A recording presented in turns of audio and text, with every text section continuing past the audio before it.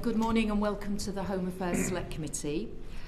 This session is on violence and abuse towards retail workers and is following up our report and inquiry in 2021. The session will seek to gather views on the growing rise in abuse towards retail workers since 2021 and how equipped retailers are to deal with this and the support they receive from the police. What progress has been made on the recommendations from the committee that were accepted by government, and an initial response to the Retail Crime Action Plan launched in October last year. So we have two panels this morning. Welcome to our first panel, and I'd like to ask each of our witnesses to introduce themselves. We could start with you, Mr. Gerrard. Hi, I'm Paul Gerrard. I'm Campaigns, Public Affairs and Board Secretariat Director at the Court Group. Thank you. I'm Lyndsey Cambridge. I'm Head of Engagement and Communication at the Federation of Wholesale Distributors and lead our crime forum. Hi, good morning. I'm Ed Woodall. I'm Government Relations Director at the Association of Convenience Stores. Good morning. I'm Joanne Cairns. I'm the Head of Research and Policy at Store Union. Thank you, and you're all very welcome. If I could just start us off this morning with asking each of you in turn to give an overview of where we are after the report that we produced in 2021 and how things have moved on, changed, developed since 2021. Perhaps, Mr. Gerrard, if I start with you. Thank you. Certainly, and thank you for the opportunity to give evidence, Chair. I'll be brief because colleagues will want to add to this, I'm sure. So we run 2,500 stores across the UK and we wholesale to another 5,000-6,000 independent retailers. Within our own store estate of the 2,500, crime is at its highest point it's ever been. It was up 44% last year, which means there's 1,000 crimes every day in our stores across the UK. So that's the highest point we've ever seen. In relation to violence and abuse, abuse and threats are up 35% in 2023 compared to 2022. They're also at the highest point they've ever been. Violence is also up 35%. That's not quite as high as it was in the pandemic years in 2020, but it's about 2/3 to 3/4 of what it was then. So it dipped after the pandemic violence and has gone up. And it's not quite at the levels it was in 2020, but it's getting towards it. What we see behind, and what does that look like?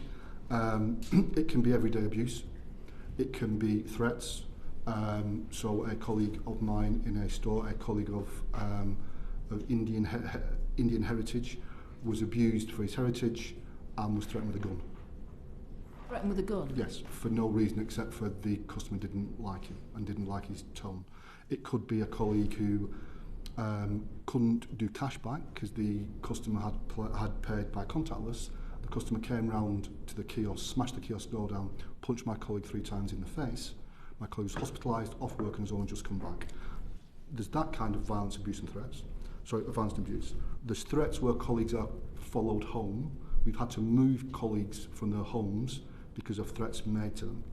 And lastly then, there is a level of violence that goes with individuals and gangs who are targeting our shops to steal for resale. So not people who are stealing to feed themselves or stealing for thrills, frankly. They are stealing for resale. They will often be armed.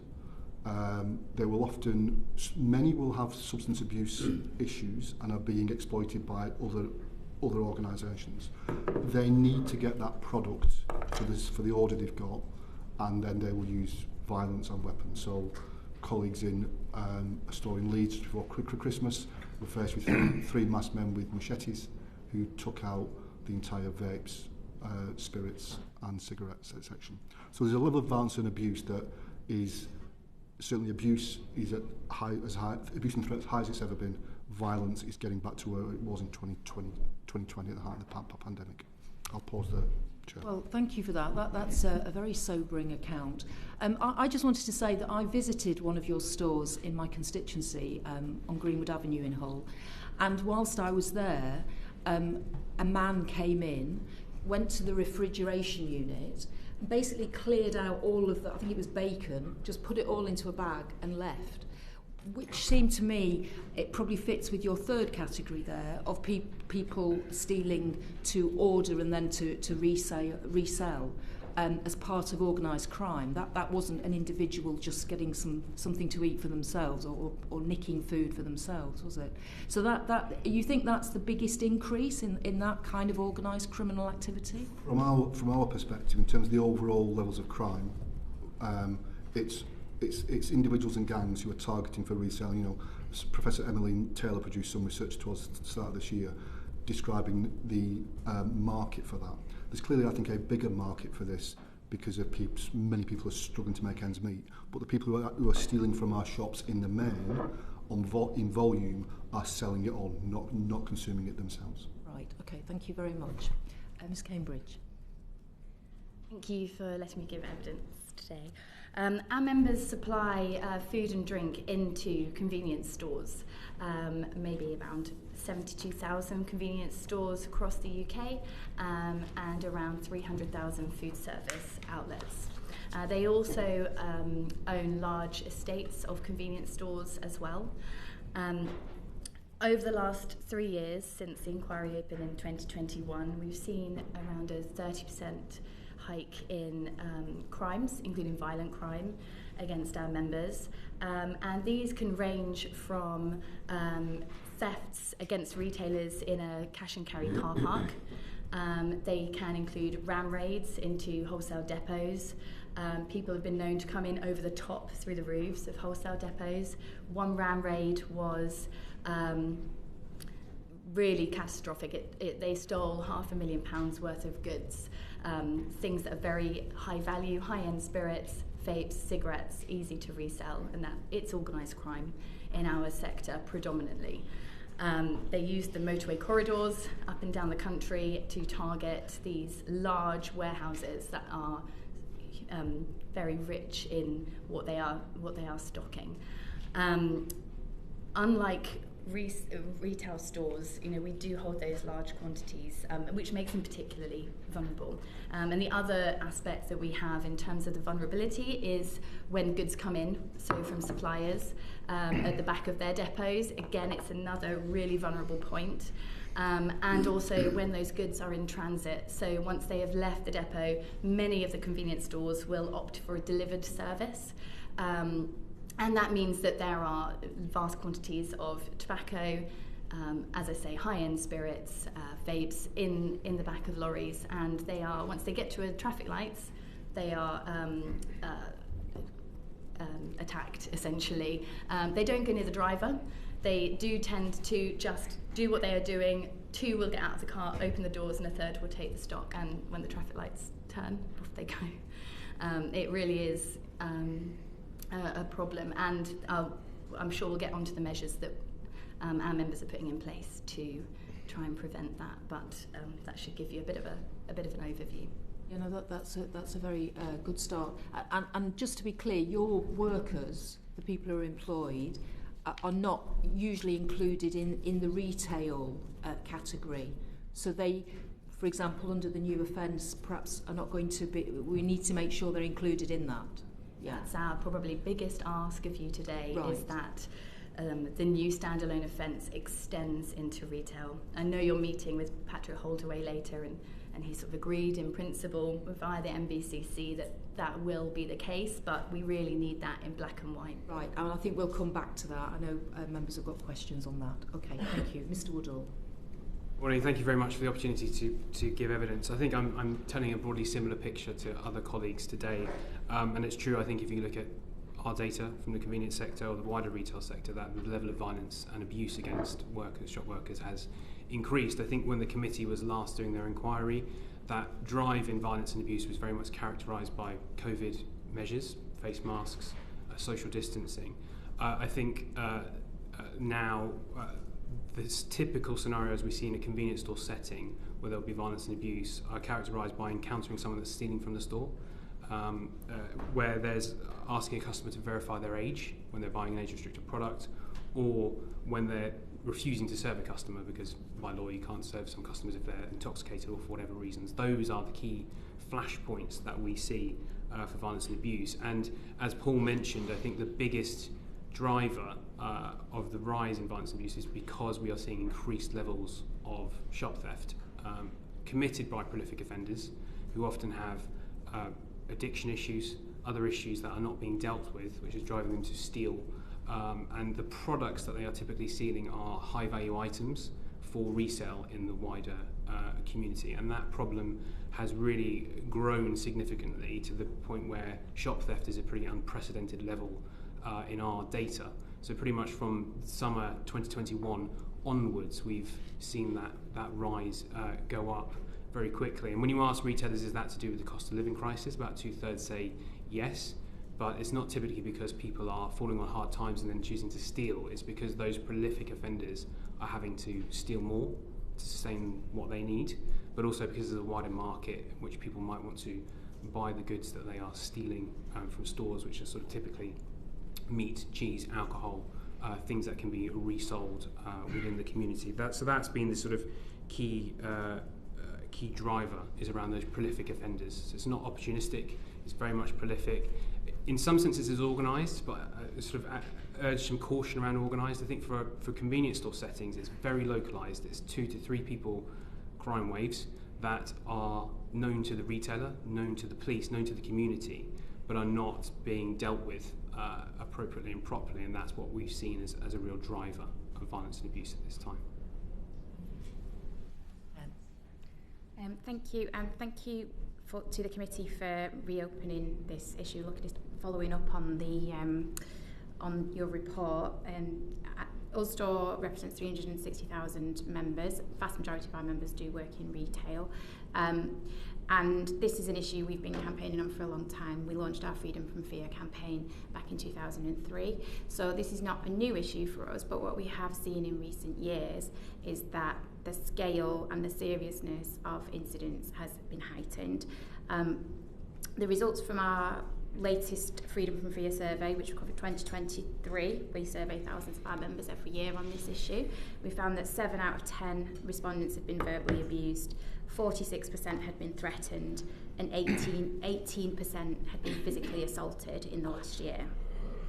So the biggest change that we've seen year to year was the increase in physical assaults. So from 2022 to 2023, that went up from 8% to 18%. And we found, when we asked our members about what's triggered these incidents, shoplifting has now become the trigger for 61% of those incidents. And that, coupled with the record levels of retail crime that other people have talked about today, is driving a huge number of incidents. And we are seeing that increase in crime from organised gangs is driving those incidents of abuse, threats and violence. We have found that levels of abuse were particularly high during the pandemic, which we talked about last time we gave evidence on this. However, even though the abuse has fallen slightly since then, it's still significantly higher than pre-pandemic levels.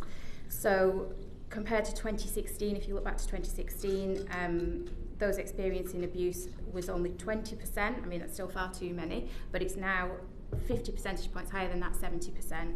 And those being threatened was 18%, and that's now 46%. And physical assaults, which I mentioned earlier, have increased significantly. They're at an all-time high, according to our members. So it was 2% of our members in 2016 said they'd been physically assaulted, and it is now 18%, almost 1 in 5. So our major concern, obviously, is about our members' safety and about how they feel when they're going to work. And it's particularly harmful to not feel safe in your place of work, because then, when you see repeat offenders coming in, the level of anxiety that causes people when they feel unsafe in their workplace. And I think it's really important to remember that retail workers are serving their communities. They play an absolutely essential role in their communities, and they deserve to be protected. Thank you. Could you just say something about, is there more likelihood that a woman working in retail is likely to be attacked or threatened, or particular racial groups? Are you able to break it down in that way? We found, because we did ask our members about harassment, whether they experienced harassment, and more than half of our black and minority ethnic members, 54%, said that in the last year they'd suffered racial harassment at work. And 41% of our women members said that they had experienced misogynistic abuse, and that's higher for younger women, so women under 27. That was 57% of those women said that they had experienced sexist abuse at work. Thank you very much. Tim Lawton.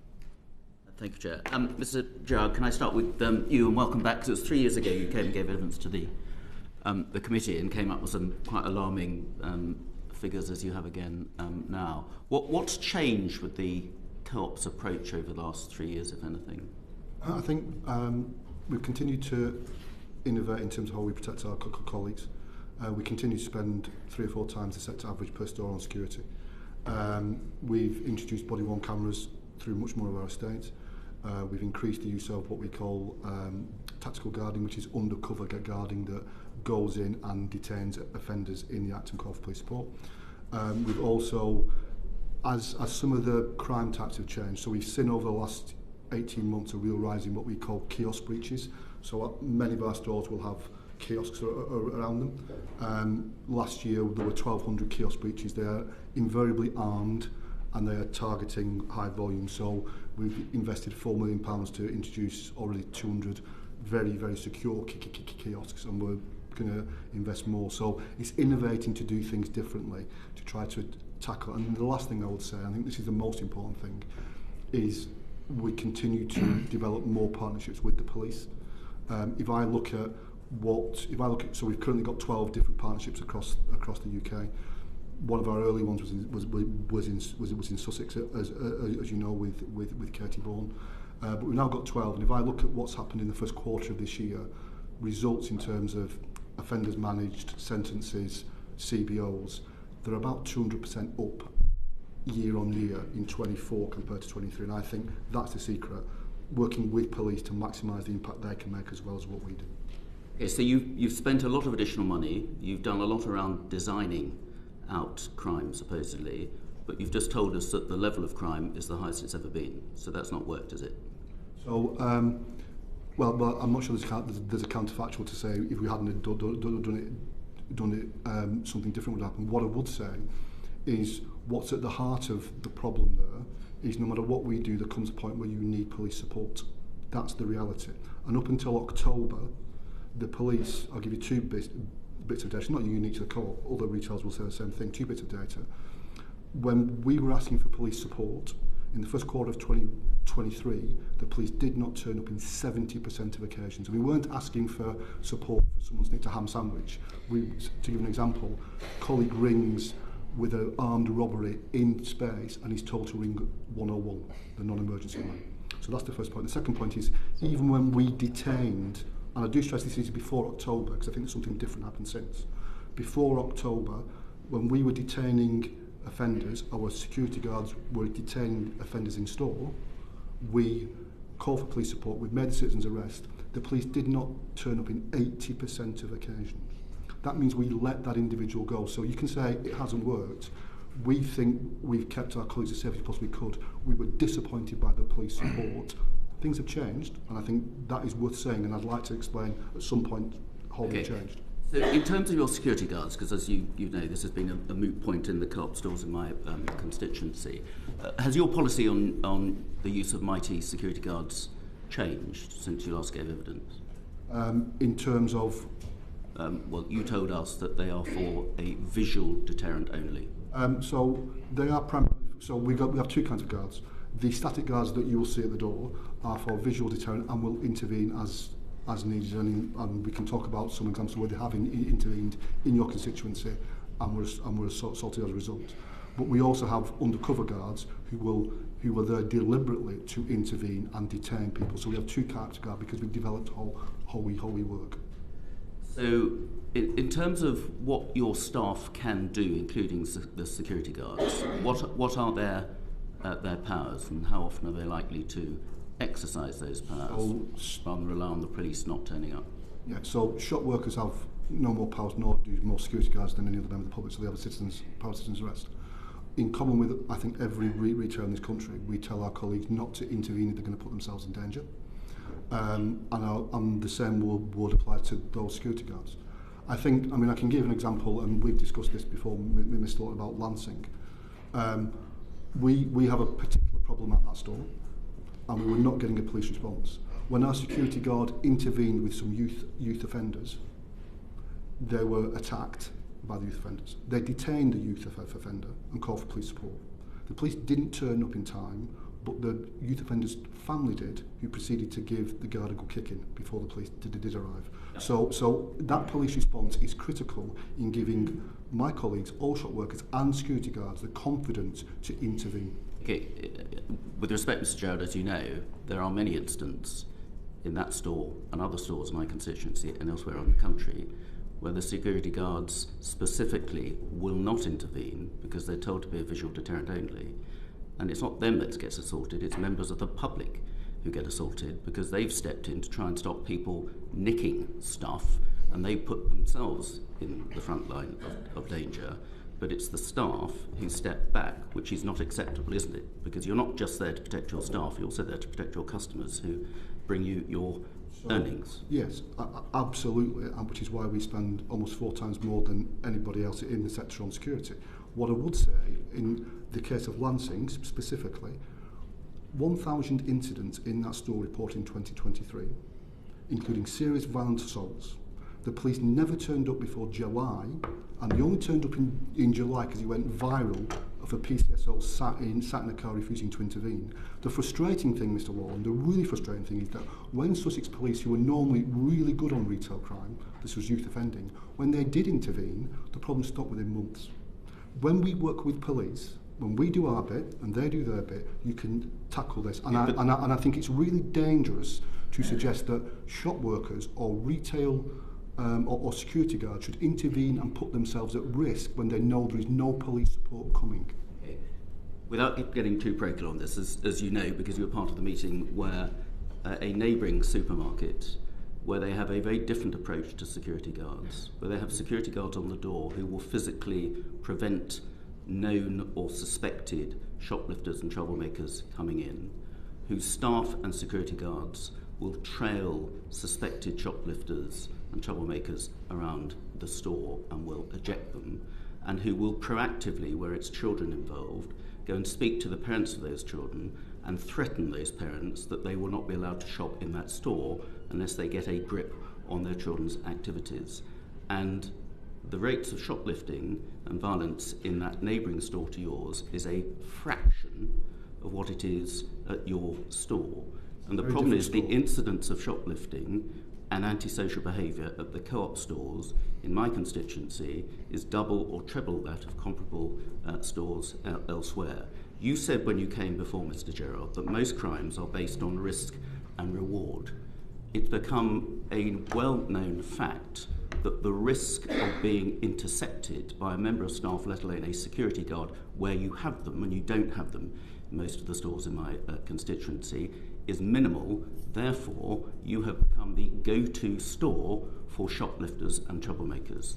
That's, in my constituency, I'm afraid that's the fact of the matter. I don't think that is the fact of the matter. You are comparing a convenience store to a large box retailer, number one.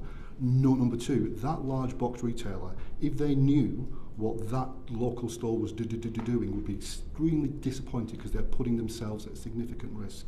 We have shown in Sussex, when we have proper response, that you can take these individuals off the street and solve the problem. Sussex police in general are extremely good. This is a problem of youth offending where it were 700 offences. There was no response whatsoever from the police, including the sergeant that spoke to you. The issue is the same for the neighbouring retailers as it is to you, and the numbers with the co-op are just way higher. And when I last went with the police around the co-op not so long ago, none of the shop workers were wearing body-worn cameras because they chose not to. And all of the tagged items, which now includes Nutella chocolate spread, is in a plastic box and tagged, were not actually tagged. It was for show only. And isn't that the problem, Mr. Gerrard, that criminals know that the co-op are visual deterrents only, and despite what the police response may be, you are not doing your bit to intervene on the criminals who are raiding from your... That is a scandalous thing to say for an organisation that spends 3 times the sector average, that because of our work with the police has seen more than 100 offenders managed this quarter alone, And I would say to you that if you compare convenience stores with convenience stores, you will see that the Co-op is no more targeted than anybody else. The data that Ed has provided... That's just not true in my constituency. You know the figures of my constituency. But you are targeted far more than anybody. You're and just saying that you... Okay, you both can't speak at once. And just saying that you've spent 3 times as much, all the perfectly understandable, reasonable things you've done on designing out crime or whatever, at the end of the day, you are spending far more than other retailers, and you are being targeted far more than other retailers. That is not true. That is factually not true. If you'd like to give us the figures for the stores in my constituency, which I know compared with others, then I think we'll know that is true. And if you compare convenience store estate to convenience store estate, then you have a very different perspective. You are comparing a big box with a specific entrance and products in different areas to a small format store. It is frankly naive to compare the two. Okay, so you'll provide the information. I'm very happy to. Kim Johnson. Thank you, Chair, and good morning, panel. I'd like to ask you about convenience stores and the fact that there are so many corner shops that are operated by non-white workers. And I just wanted to know from your point of view how you're capturing information in terms of the rise in race hate crime towards these workers and what support is provided to them when their shops are being attacked. Sure, so we know in our crime report we collect data around verbal abuse generally, so we do a colleague survey that shows that 87% of colleagues had experienced some form of verbal abuse. So it happens in all stores and all locations, unfortunately. We also collect data around hate-motivated crime that suggests that 34% of those verbal instances are hate-motivated in some way. Now, we do provide advice and guidance to retailers and separately around how to keep their colleagues safe. So we work with the Susie Lamplugh Trust on creating a workplace safety charter, which is really around communication and training, risk assessments in stores, and tools for them to use. And we've also delivered the Shop Kind campaign for the Home Office to try and get the message out to consumers around being kind when they're in shops and reminding them, as we touched on earlier, the important work that shop workers are doing. But we thought it was important to track that figure and to be able to give advice and guidance to all retailers around how to manage the best possible environment that we can. And to the discussion that we just had, I think it's about the overall picture of security and the overall tools available to retailers in their retail settings. So it's not just about security guarding, it's actually around how you can make colleagues feel connected with the investments that you make. So as a sector, we've made £339 million worth of investment in crime prevention measures. A lot of those are about making colleagues feel connected so they can get support when they need support. So that's headsets, that's body-worn cameras, that's remotely monitored CCTV. So CCTV for the store will be monitored externally and then someone can intervene so a colleague feels supported, but also aftercare support around counselling services as well are some of the key areas that we see retailers investing in more. So it's an absolute priority to provide support to all colleagues when these incidents happen and also ultimately to prevent them from happening in stores. Can I just ask, do you report those race hate crimes to the police so that information is captured? Well, we say to retailers, report all crime, and that includes hate-motivated crime. Within all of that, they should be reporting those incidents. I think, as we might come on to, I think retailers find it challenging sometimes when they're reporting those into policing systems, which is something that we want to do better, and I think that's addressed in the National Retail Crime Action Plan. But the message is absolutely to try and report everything. I think we have to manage expectations around the response that we'll get from police to some of those reports. I'm sure we'll touch on some of those issues in the second panel. But some of your colleagues have spoken about organised crime being involved in the increase in terms of theft and crime within stores. But I just wanted to know from your point of view whether you feel that there's also elements of poverty that play into that as well, because not everybody will go in and take out packs of bacon from a store. So some people are reaching desperation points. So I just want to know again if you captured information in terms of those local people who are stealing from shops. We've had incidents of women having to steal baby milk because they're so desperate and because it's being inflated in price. So do you capture that kind of data so you separate it from organised crime to those desperate people? It's really hard to capture that in the data and the polling that we collect. So we ask retailers around the perception of what is motivating people to steal from the stores. And the majority of the response that we get is that it's because they're dealing with a habit, an addiction issue. Is the number one. The second one is that there's around organised criminality, and the third one is opportunist. And I think it falls into opportunist in terms of they don't know why others would be stealing. It might be because they see the opportunity, it might be for other reasons. So we don't have data particularly on that. But what has come through in our polling is that the cost of living crisis, retailers feel, has driven an increase in shop theft. So some of those factors might be at play there, but for the majority of cases, we're seeing people stealing to resell goods in the community. Joanne, in terms of the work that USDO does, in terms of both members and with employers, what kind of training is provided to ensure staff are safe? Because people have mentioned this morning about staff not taking on, shoplifters, and so is that enforced on workers? And in terms of do workers ever get, disciplined or sacked if they haven't, fronted up in terms of a shoplifter? Well, firstly, to say, absolutely agree with what Paul was saying earlier about that it is extremely important that shop workers are not being pressured to intervene in these incidents, and because their safety should be paramount. And that is the approach that's taken by most of the retailers that we work with. They're very clear that people are not expected to put themselves at risk in these situations. And it is, there is training provided. The quality of the training might vary depending on,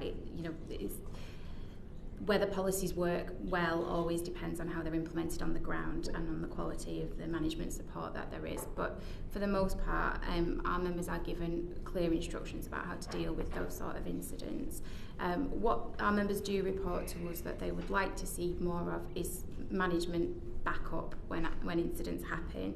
And this is something that comes up quite often. 40% of our members said they would like to see more management support when they're dealing with an incident.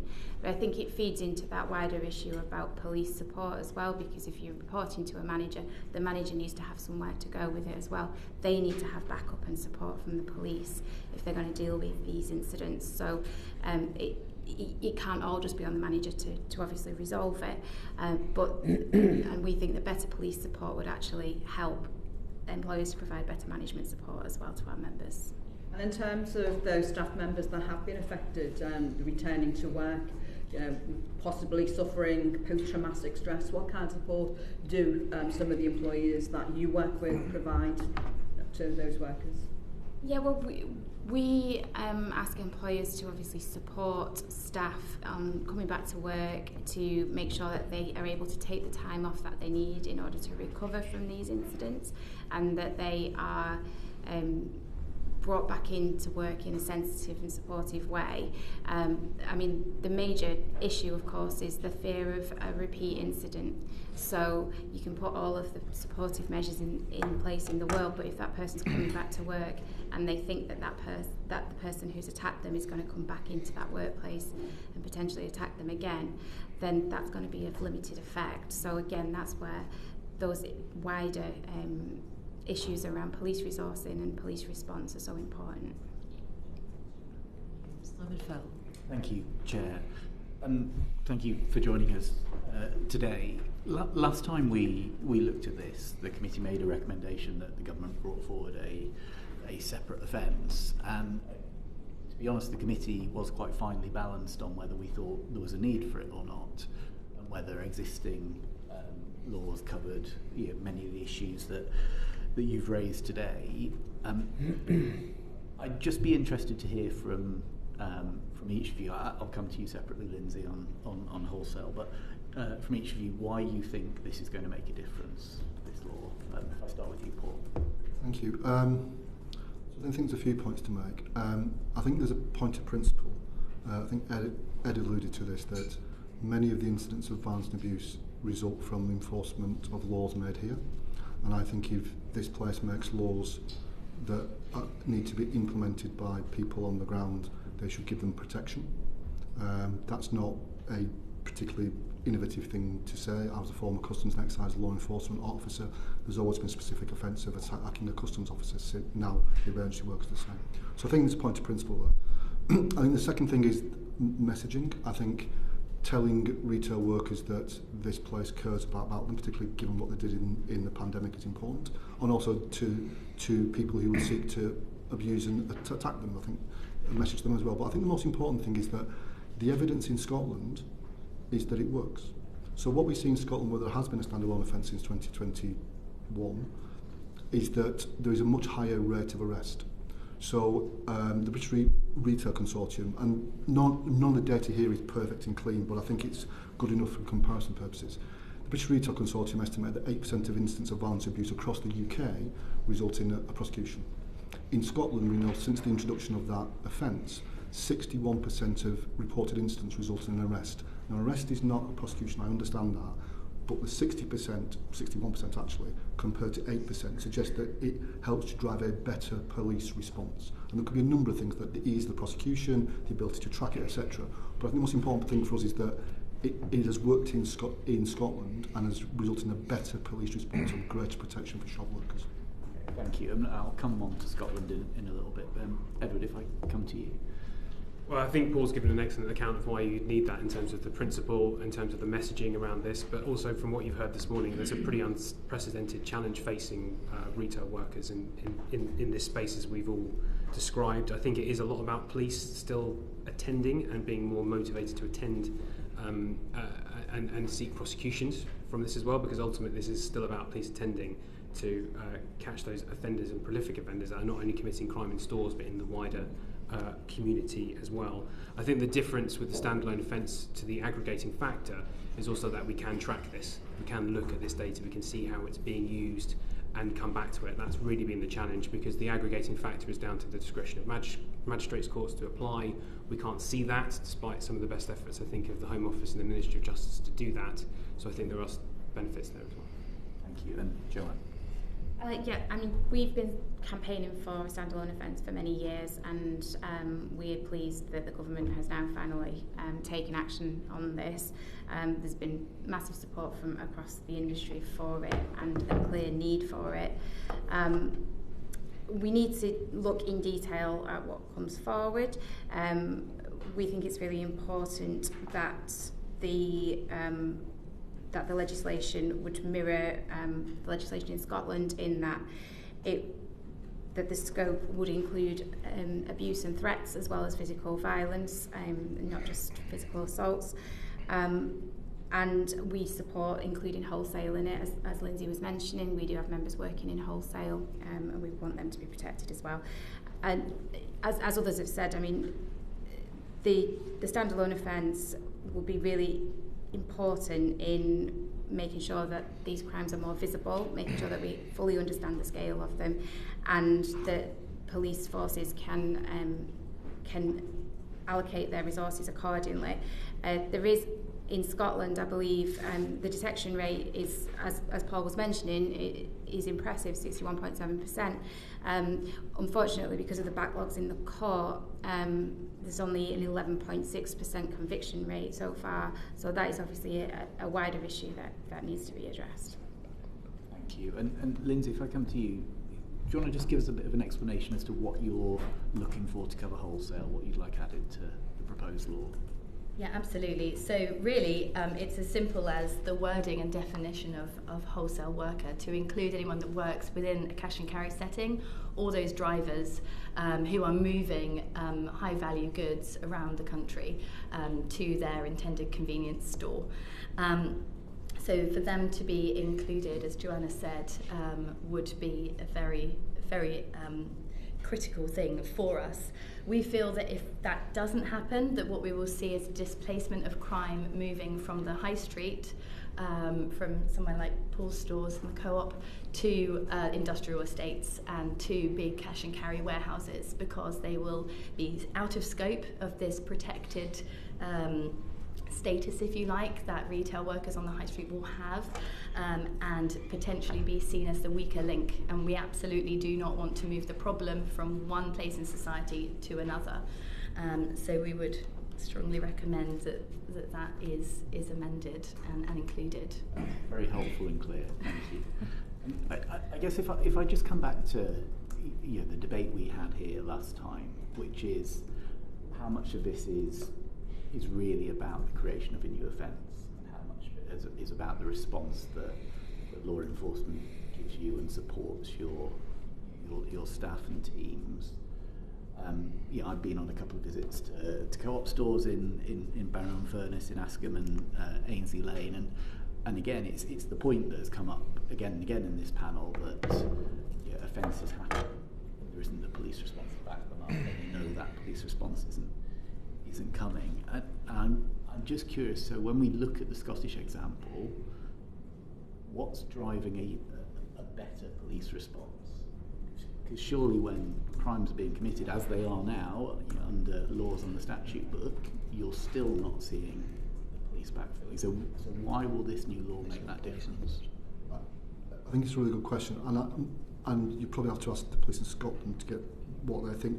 Our sense of it is that since that became legislation, the prioritisation of retail crime has improved, and the clarity about what they're trying to achieve, particularly around violence abuse, has improved, and that's driven a better response. So in a sense, I think it's probably focused minds.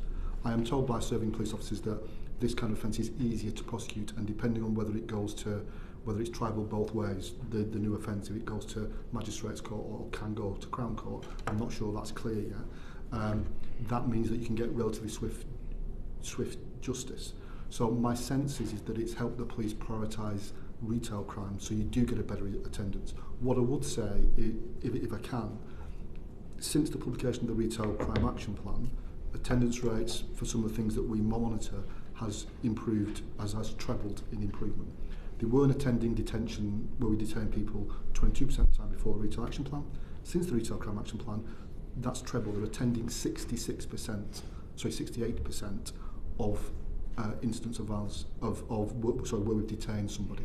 So I think the police attendance is critical. In Scotland, I think it's helped clarify and sharpen that. Helpful, thank you. And I guess last one for me, again, on visits, one of the things that's really struck me is where your team members are wearing body-worn cameras, you've got CCTV in the stores, and actually getting that information to the police has been challenging. They either won't accept it or they don't think it's good enough quality. Again, reading across to Scotland where this law is now in place, are you seeing improvements in that sort of information sharing piece so the police are better equipped to go after the people responsible? The sense I don't have any quantitative data for this, but having spoken to colleagues in Scotland, there is a much greater cooperation in getting, to coin the phrase, to getting that evidence into the hands of the police, either by email, ideally, or if not, burning it onto disk or stick or whatever and getting it across. And I think that's all about the clarity and the prioritisation that the police in Scotland have given it following the Act. Really helpful, thank you. Anyone else want to come in? Obviously there's Police Scotland, so there's more consistency compared to the number of forces that you have in England when you look at the whole sector. There are retailers, when they're engaging in the reporting processes, that are dealing with different systems, different processes, and the reporting processes are not always as easy. So if you have one format that people can follow easily, I think that makes a big difference in terms of getting information in. So to give an example, I think on where the National Retail Crime Action Plan is published, there's a sort of example of a case study for how you can report crime as a retailer. That's a 10-page document. That's 2,500 words that you have to print out to fill in for a shop theft offence. So that just goes to show the sort of the process that needs to be streamlined, and perhaps that's one of the factors that's driving it too. We'll pick that up with the police later. Thank you very much. I just wondered if it's possible to get information about the differences between police forces. Obviously, we've just been talking about Police Scotland, one police force, but in England and Wales we've got 43, and I'm just wondering, although the figures have gone up since the Retail Crime Action Plan, it would be interesting to know, I think all constituency MPs would like to know what their own local force is doing and how well they're responding. Is that possible to get that information? Does anybody... So we can provide data around a specific, so where our undercover officers have detained an individual and have called for police support, we can give you the data broken down by force where we've deployed those teams, and that will vary across forces. Some forces are better than others, some are attending every single occasion, some aren't, but we can give the committee that data. But I'll explain it in the note we send. It's quite a specific piece of data, but I think it's a good bellwether about the importance of this for different police forces. Yeah, that would be very helpful. Thank you very much. Marco Longhi. Thank you, Madam Chair. If I could start with Mr. Gerrard, and then if anyone else would like to come in after this, it's a question common to all.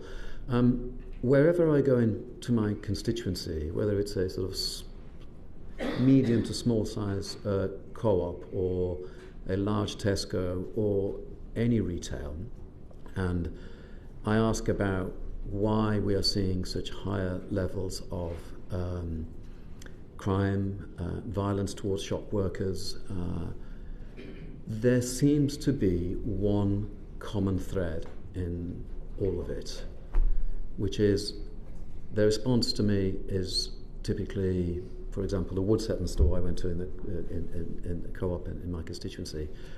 They said, because they know they can get away with it. There are no consequences.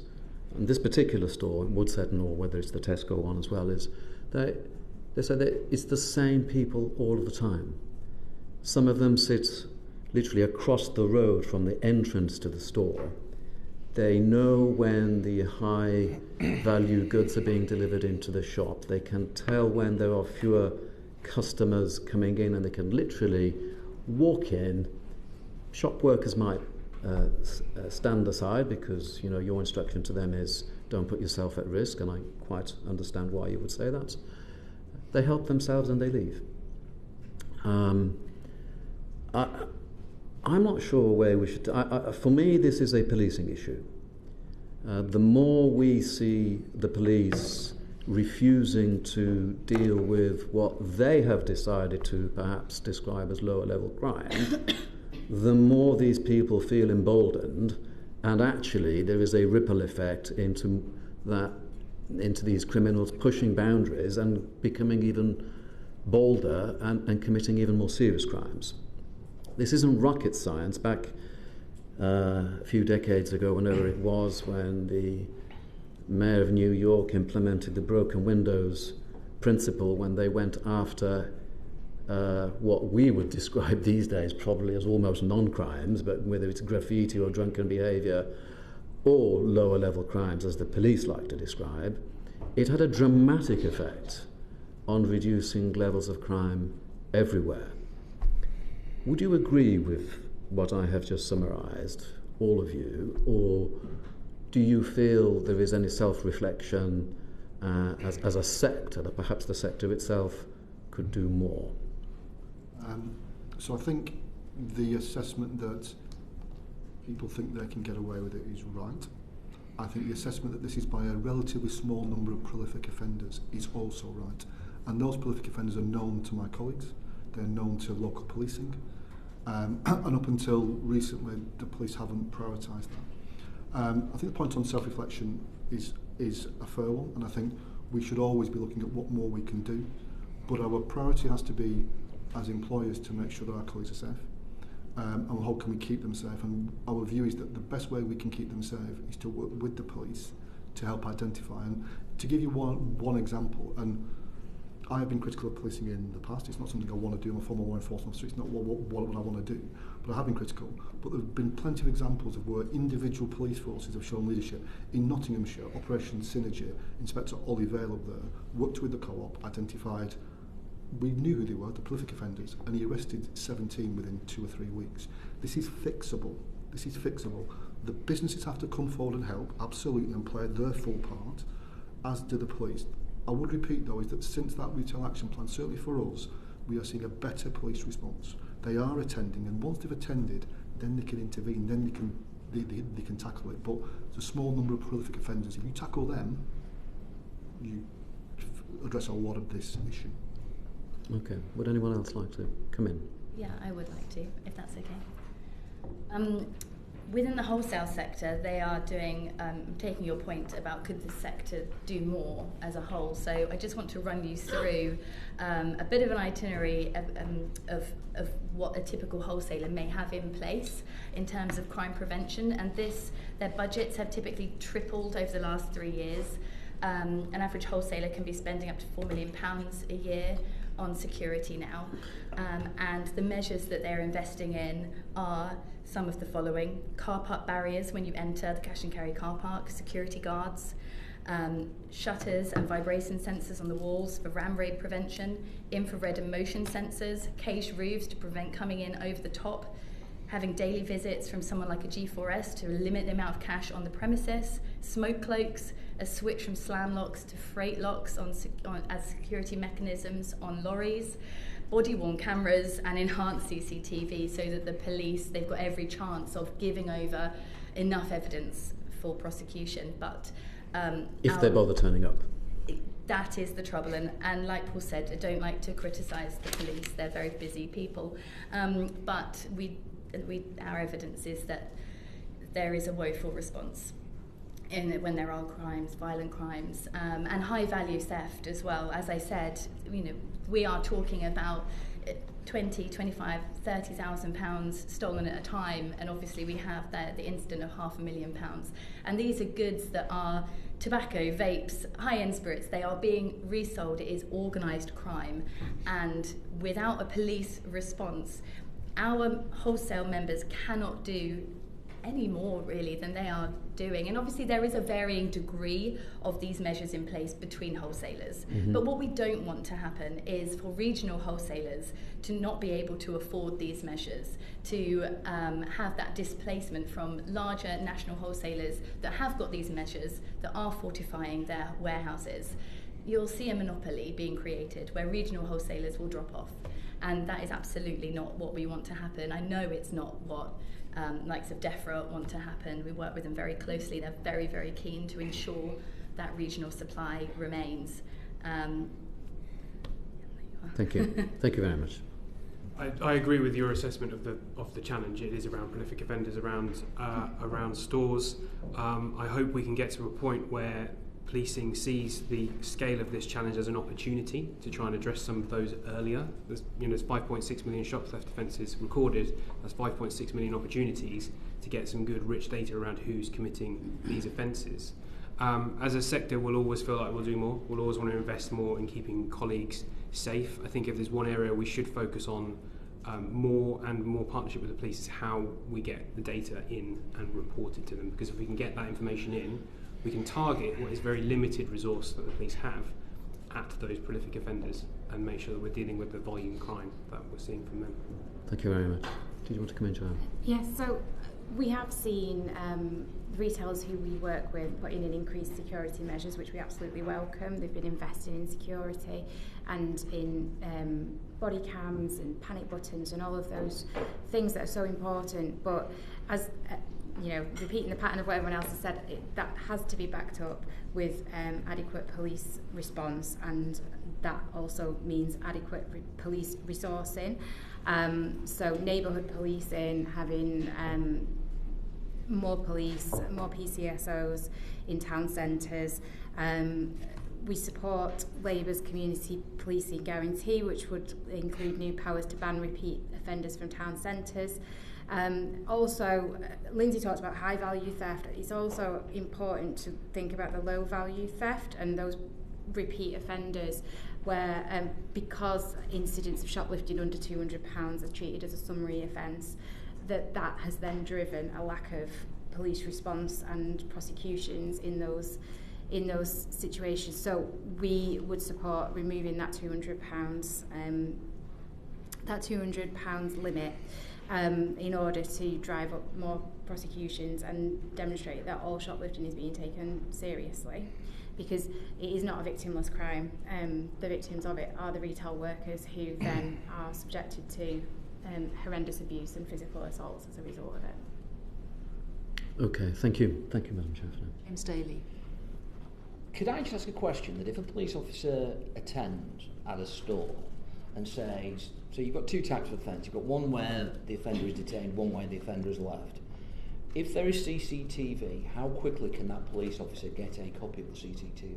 You can get it there and then. We can just burn it onto a disk, or we can email it if the systems work. Is that the same in terms of your experience across the retail sector, that if a police officer attends, the CCTV can be provided straight away? Retailers would endeavour to give it to them as quickly as possible. I think that there's different ways that the systems work for uploading CCTV. So sometimes you'll need a crime reference number to then be able to submit the CCTV through the digital evidence management system. So there can be a lag. But if the police officer is there and asking for it, then we would always endeavour to give it to them as quickly as possible. But in terms of the worst case, I'm not trying to be... You're talking to the most technically inefficient person in the universe. In terms of this lag, how long would it take? Because the thing I'm trying to say is that I've been dealing with this in a life before I came here for a long time. Everything that you've all said could have been said 20 years ago. Just the numbers are bigger. And what used to happen is the police officer used to attend, take a witness statement, get the CCTV if it was there, and you had a case. It's as simple as that. And so if you have a police officer who attends, shop worker says, I've been assaulted, if they know the person, they can say I've been assaulted by Fred, because it may be somebody who's a regular in that shop. If not, the CCTV in terms of identification becomes an issue, and if nobody else can identify, then that is something for further investigation. In my view, that information can be got to the police probably most times within 24 hours, but certainly at a push 48 hours. Would I be right? Yes, if not quicker. And therefore the problem is, it's always excuses. This is a very easy problem to solve, because if a police officer attends, you are there. Person statement, if the person's been detained, and a statement is put forward by shop worker X, who says, I've been punched in the face, or this item has been taken, shoplifter will be taken to the police station, consideration of the statement will be made. It would seem unlikely that a retail worker is simply going to start lying about somebody who's coming to the shop, and then a charge can occur within 24 hours, and that's what used to happen. Now, does that happen now? Where they attend, and they're attending more, but where they attend, then, and the person is detained by our guards, then that can happen. How often it happens, I don't have that data. I can make inquiries and try and give you a sense. But the number of prosecutions has gone up, I think. Yeah, but it's gone up, Mr. Gerrard, because the police, for a long period of time, didn't attend, as Mr. Longy said. And the reason why you've got the problem is because the police didn't attend. It was open season, and literally, it was the biggest invite to shoplifters you could ever have. So the people who were no deterrent, because people weren't getting arrested anyway, and we have reports for this committee and all across the country of people just parking up outside major stores, walking in, maybe with a weapon, maybe not, and you are quite right. In terms of, I wouldn't expect anybody who works in a shop to confront a violent offender. Why on earth should you go to work to think it's your job to confront somebody who is violent? Walks in, takes the whole, half the store with them, and nothing happens. And the reason comes back to the decision of the prosecuting authorities for a lengthy period of time to not take this seriously, to class it as low-level offending. Mm-hmm. And your I was going to say clients, the people who you work with are paying the price for that. And I just want to make one final point. The situation in Scotland is quite clear. It's not down to police numbers, it's down to police priority. You can get the outcomes with the same number of police officers. So all this about resources is nonsense. It's about actually doing the job properly. Would anybody disagree with that? I think our experiences where there's been police leadership, Sussex actually with Kate Bond's a really good example, not Nottinghamshire, where you have police leadership, we have really different outcomes. So if the police want to arrest people and prosecute people, it will happen. Thank you very much. I will also say that, if I may. Yeah, of course. Yeah. Thank you. That there are a number of police initiatives that should be credited. The NBCC are very supportive of ACS and FWD members. They do provide information to help prevent crime, and there are, in the retail crime plan, you would see Operation Pegasus, Project Pegasus, I think it's being known as, which we are really, really keen to see come to fruition. It's been talked about for a little while now, a good few months.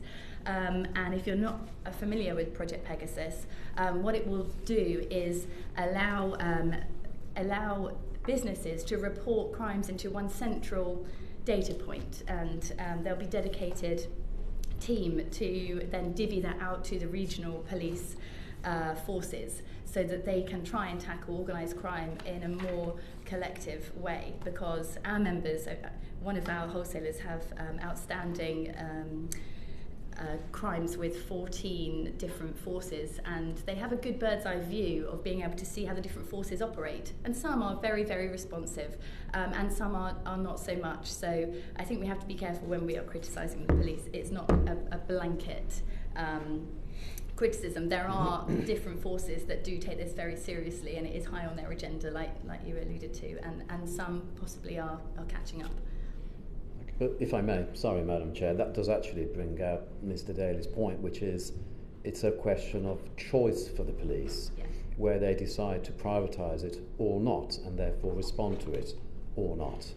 And where they don't, these prolific offenders don't just target shops, they end up going committing crimes elsewhere as well, because they simply know they can get away with it. And in general, in terms of the local offenders, if you give them CCTV to the police will know who that is.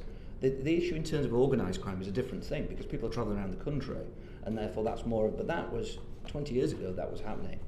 I just feel that we're complicating a very straightforward issue. But thank you very much for your effort. I'd just like to ask you a couple of questions. One is, do you think, each of you, that the resources that are provided for the policing initiative, such as the National Business Crime Centre or the National Retail Crime Steering Group, and locally with the Business Crime Reduction Partnerships, do you think sufficient resources are going into those? Each of you? I think there's a worry that Project Pegasus hasn't got enough resource behind it. I think there could be an awful lot of data being fed into that project, and we'd really urge that it's got enough funding and enough. It's robust enough to see what's coming. Okay, yes. right. Yeah. Gerrard. So we're one of the funds of Pegasus, and we are beginning to see some outcomes from that, and it is very much across force lines, so I hope that Pegasus continues. In relation to the MBCC, I think things have changed. I repeat, things have changed since the Retail Crime Action Plan, but I do think the MBCC has been a long-standing and very valuable member of the police response, and a very, very effective one. I think the MBCC was the only organisation that was bringing together police nationally. I really hope that it gets the funding it needs. I'm not sure it has the funding it needs at the minute, but the value it adds to retailers has been enormous, and I would be a huge supporter of them getting more funding than they currently get. Right, okay. Mr. Woodall. Yeah, so in terms of the National Business Crime Centre, they've done some really valuable work in terms of guidance and information they've provided to retailers, smaller retailers in particular, around how to manage shop theft incidents and de-escalate violence in stores. They also do great work around business crime reduction partnerships and increasing their sort of standards around those. And we work together on running a number of campaigns, Safer Business Actions Days and Shop Kind. But also, to Lyndsey's point, they connect us with different police forces.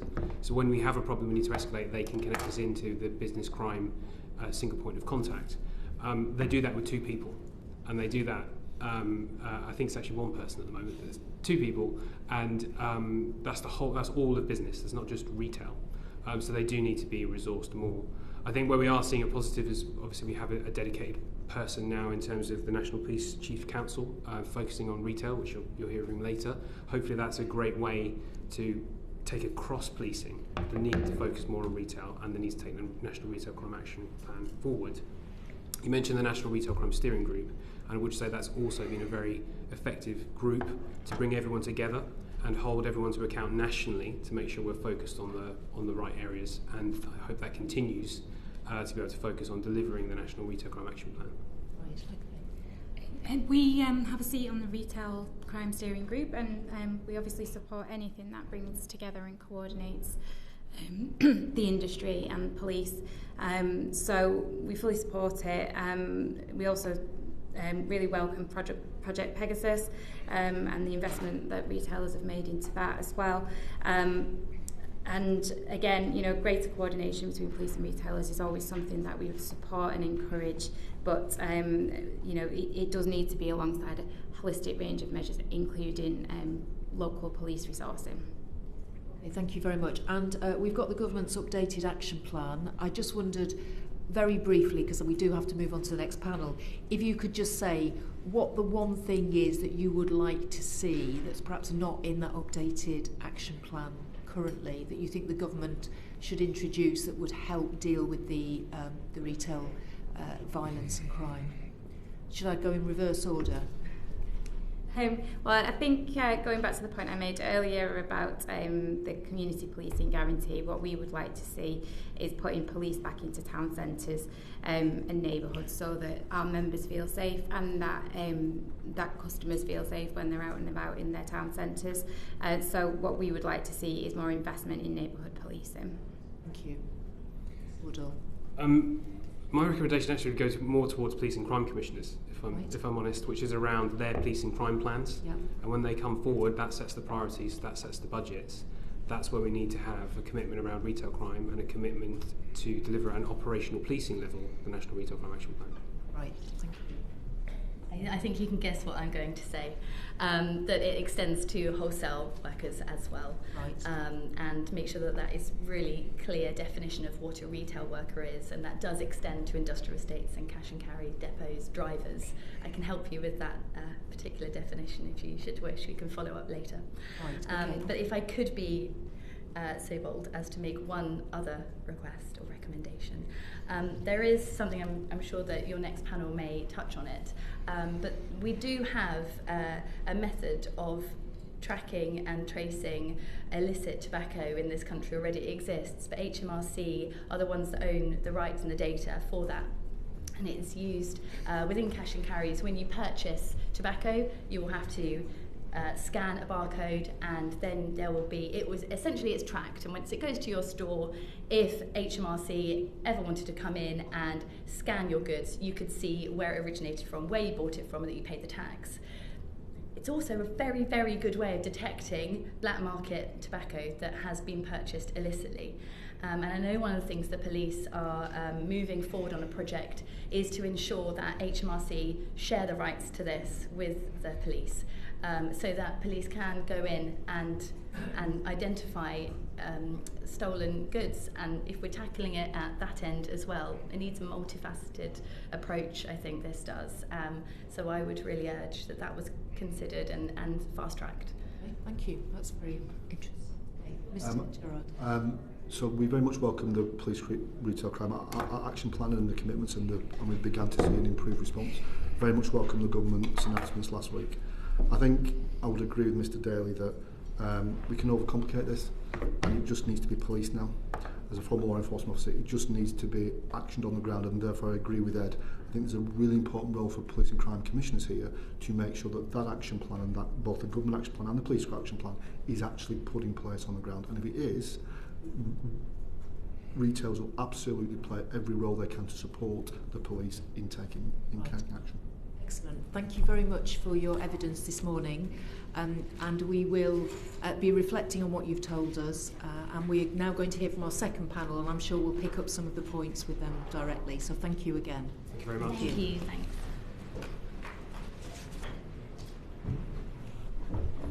Madam Chair. Quick coffee break. You want a break?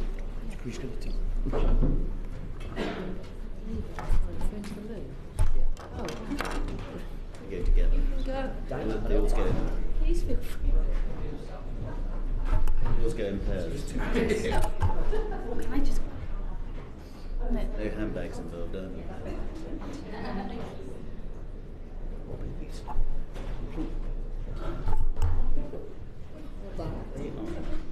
You might go for all shoplifting, like I said. All their stores. Small store, are they the big stores? These are not convenience stores. These are big stores, you nice stores. We just want to wait for disking or whatever. Good morning and welcome to the Home Affairs Select Committee. I think you were all at the back of the room during the first session, so you'll be aware there are some issues I'm sure that we'll want to ask you about that have been raised already. But could I just start by asking each of you to introduce yourselves? Chief Constable, would you like to start? Yeah, I'm Chief Constable Amanda Blakeman. I'm the Chief Constable of North Wales Police, but the lead for Acquisitive Crime for the National Police Chiefs Council and for Police National Database. Good morning, Patrick Holdaway, Superintendent of City London Police, and I lead the National Business Crime Sector. Good morning, Alex Goss. I'm Chief Superintendent in North Wales Police at the moment, but soon to move to Merseyside, and I've been appointed as the NPCC lead for retail crime as of August last year. Thank you.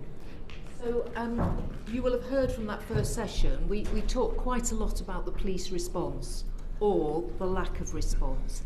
And I wonder, perhaps, Chief Constable, if you could start us off by responding to those criticisms about the lack of police response, perhaps looking forward as well, because at the end of the session we were aware that things have improved.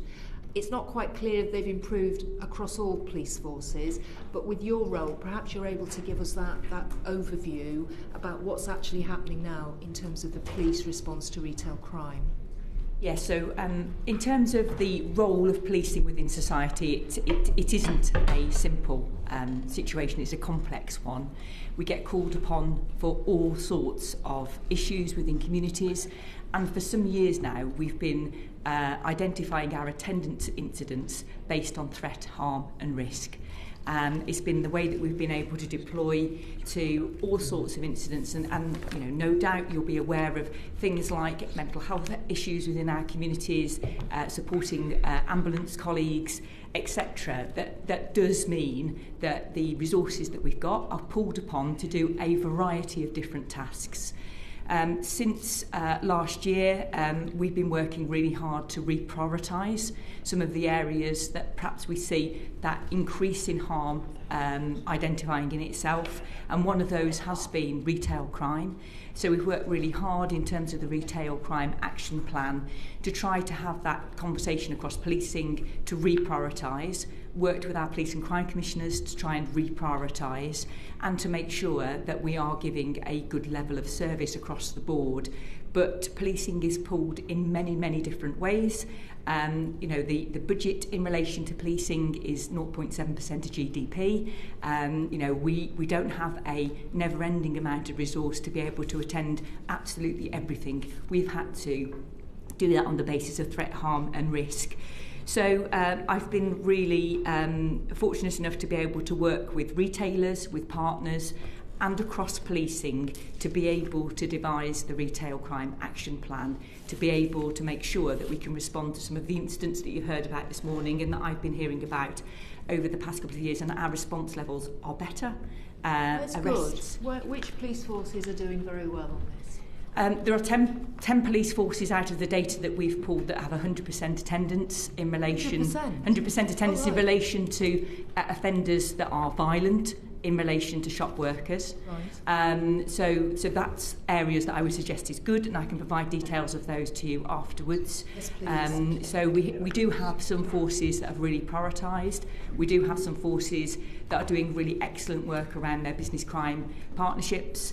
But that isn't across the board at the moment, and so therefore we're working really hard with forces to help that reprioritisation. Okay. Were you shocked to hear some of the figures about the increases in levels of violence against retail workers after COVID? Because we know COVID, there were particular issues there, but to hear now in the latest figures that they've gone up so high again, what do you say about that? So any figures like that are shocking, aren't they, to hear? You know, and nobody goes to work in any environment in order to find themselves subject to abuse and threats of violence. We are seeing that increase in, I suppose, a lack of tolerance across communities broadly, aren't we? And you know, if you speak to any GP's receptionist, you know, you find that since COVID we have had a decrease in levels of that sort of understanding that we saw prior to COVID. So I would say it is shocking to hear those figures. That's why we've worked on the Police Retail Crime Action Plan. That's why we've worked with retailers across the country in order to be able to get to a better place. We've tried to categorise them into 3 areas. Our offending cohort, those people that take an opportunity to commit crime and might have a different driver in relation to that. Those that are, sort of substance users who are stealing in order to sell on goods and exploit individuals in doing so, that might be suffering in terms of a lack of income. So that level of organised criminality at a very local level, we're trying to tackle that as well as those more national organised criminals that we see that move up and down the country and exploit people in committing this crime. So, we've tried to make sure that our response covers all 3 bases and that we work with our retail community to make sure that they aren't subject of those threats that we're hearing about. I'm going to come to Kim Johnson in just a moment, but I just wanted to ask you about the committee undertook an inquiry into drugs recently. So we are very well aware of the 10-year drug strategy, the positive investment that's gone into treatment and services around for people with substance misuse problems. Are you seeing that really playing out? Because one of the categories you've just described there are people with these addiction problems. Yeah. But we've got the rise in retail crime and the violence and the levels of assaults on workers. Are you seeing anything happening around that drug strategy that's impacting on retail crime, or is that just something you can't put together? At the moment, I don't think it's having the impact that I'd want it to have. And if you talk to any of my officers, they will talk about the challenge of being able to make sure that people are referred into services around addiction because of the lack of availability of some of those services that are available for addiction. So that is a challenge for us and something that we've got to work through, which is why policing isn't the only answer in relation to this, which is why I think the investment in the action plan is really worthwhile, as well as the steering group, because it's about bringing a number of people together in order to solve the problem that we're seeing. But for me, the ability to be able to refer in isn't clear enough and isn't reliable enough that that individual will get the help that they need in order to be able to prevent them from the scale of offending that we're seeing. Right, okay, thank you. Kim Johnson. Thank you, Chair. Good morning, panel. Chief Constable, you mentioned that the police are reprioritising. So I just wanted to know whether that part of that involved the use of facial recognition technology and whether Project Pegasus was part of that, and if you could say a little bit about that, please. So, absolutely. So Project Pegasus is part of the National Intelligence Facility that I'm responsible for across policing that looks at acquisitive crime. What we've done is work with retailers who have invested in this particular concept. We are working with those retailers to identify those offenders that work in that category that I spoke about lastly, those that work across the country and move from one part of the country to the next part of the country, crossing police forces, committing offences and not being identified in the process of doing so. So we are working with, as I say, a number of different retailers now. Each retailer has lots and lots of information, data available to them from their control centres that we're reaching into so that we're able to identify those offenders. In terms of being able to do that, we do use retrospective facial recognition. So where we have a custody image captured in relation to an individual, if an individual is caught on CCTV, we will run it through a database to see whether or not they come upon our custody images. And we are having some positive results in that. We are also asking and pushing for police forces to use that more, and they are doing so. So as far as facial recognition, it's retrospective. It's done from a custody image data set, and it's off crime scene footage that we're capturing.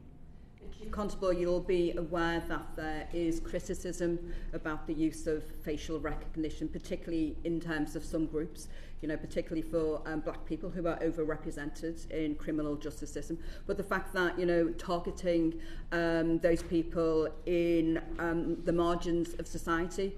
So I'd like to know from you how you ensure that people aren't misidentified and the wrong people aren't picked up, because we've heard from this first panel that a lot of retail crime is undertaken by people who are already known to the police. Yeah, absolutely. If we know who the individual is, there is absolutely no need to put an image through the police national database. So that's the first thing. That's a needless exercise. We've identified the offender. There would be no need to do that. Where we're looking across a situation where we don't know the offender, in 2021, we updated the algorithm in PND, and it saw a 51% decrease in the number of images that were retrieved. But the amount that were positive went up. So actually the identification around the algorithm was much better.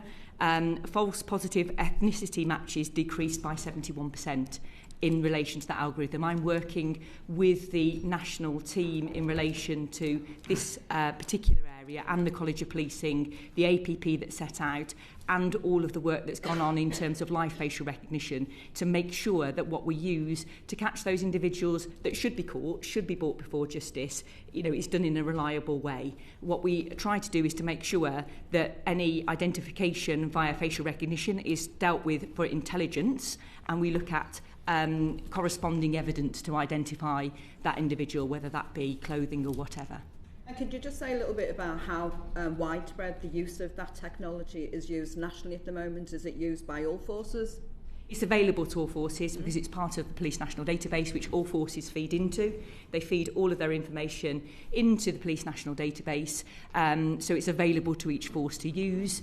And what we have been doing is training individuals in order to be competent to be able to put images through and identify people. It's not available to every single officer.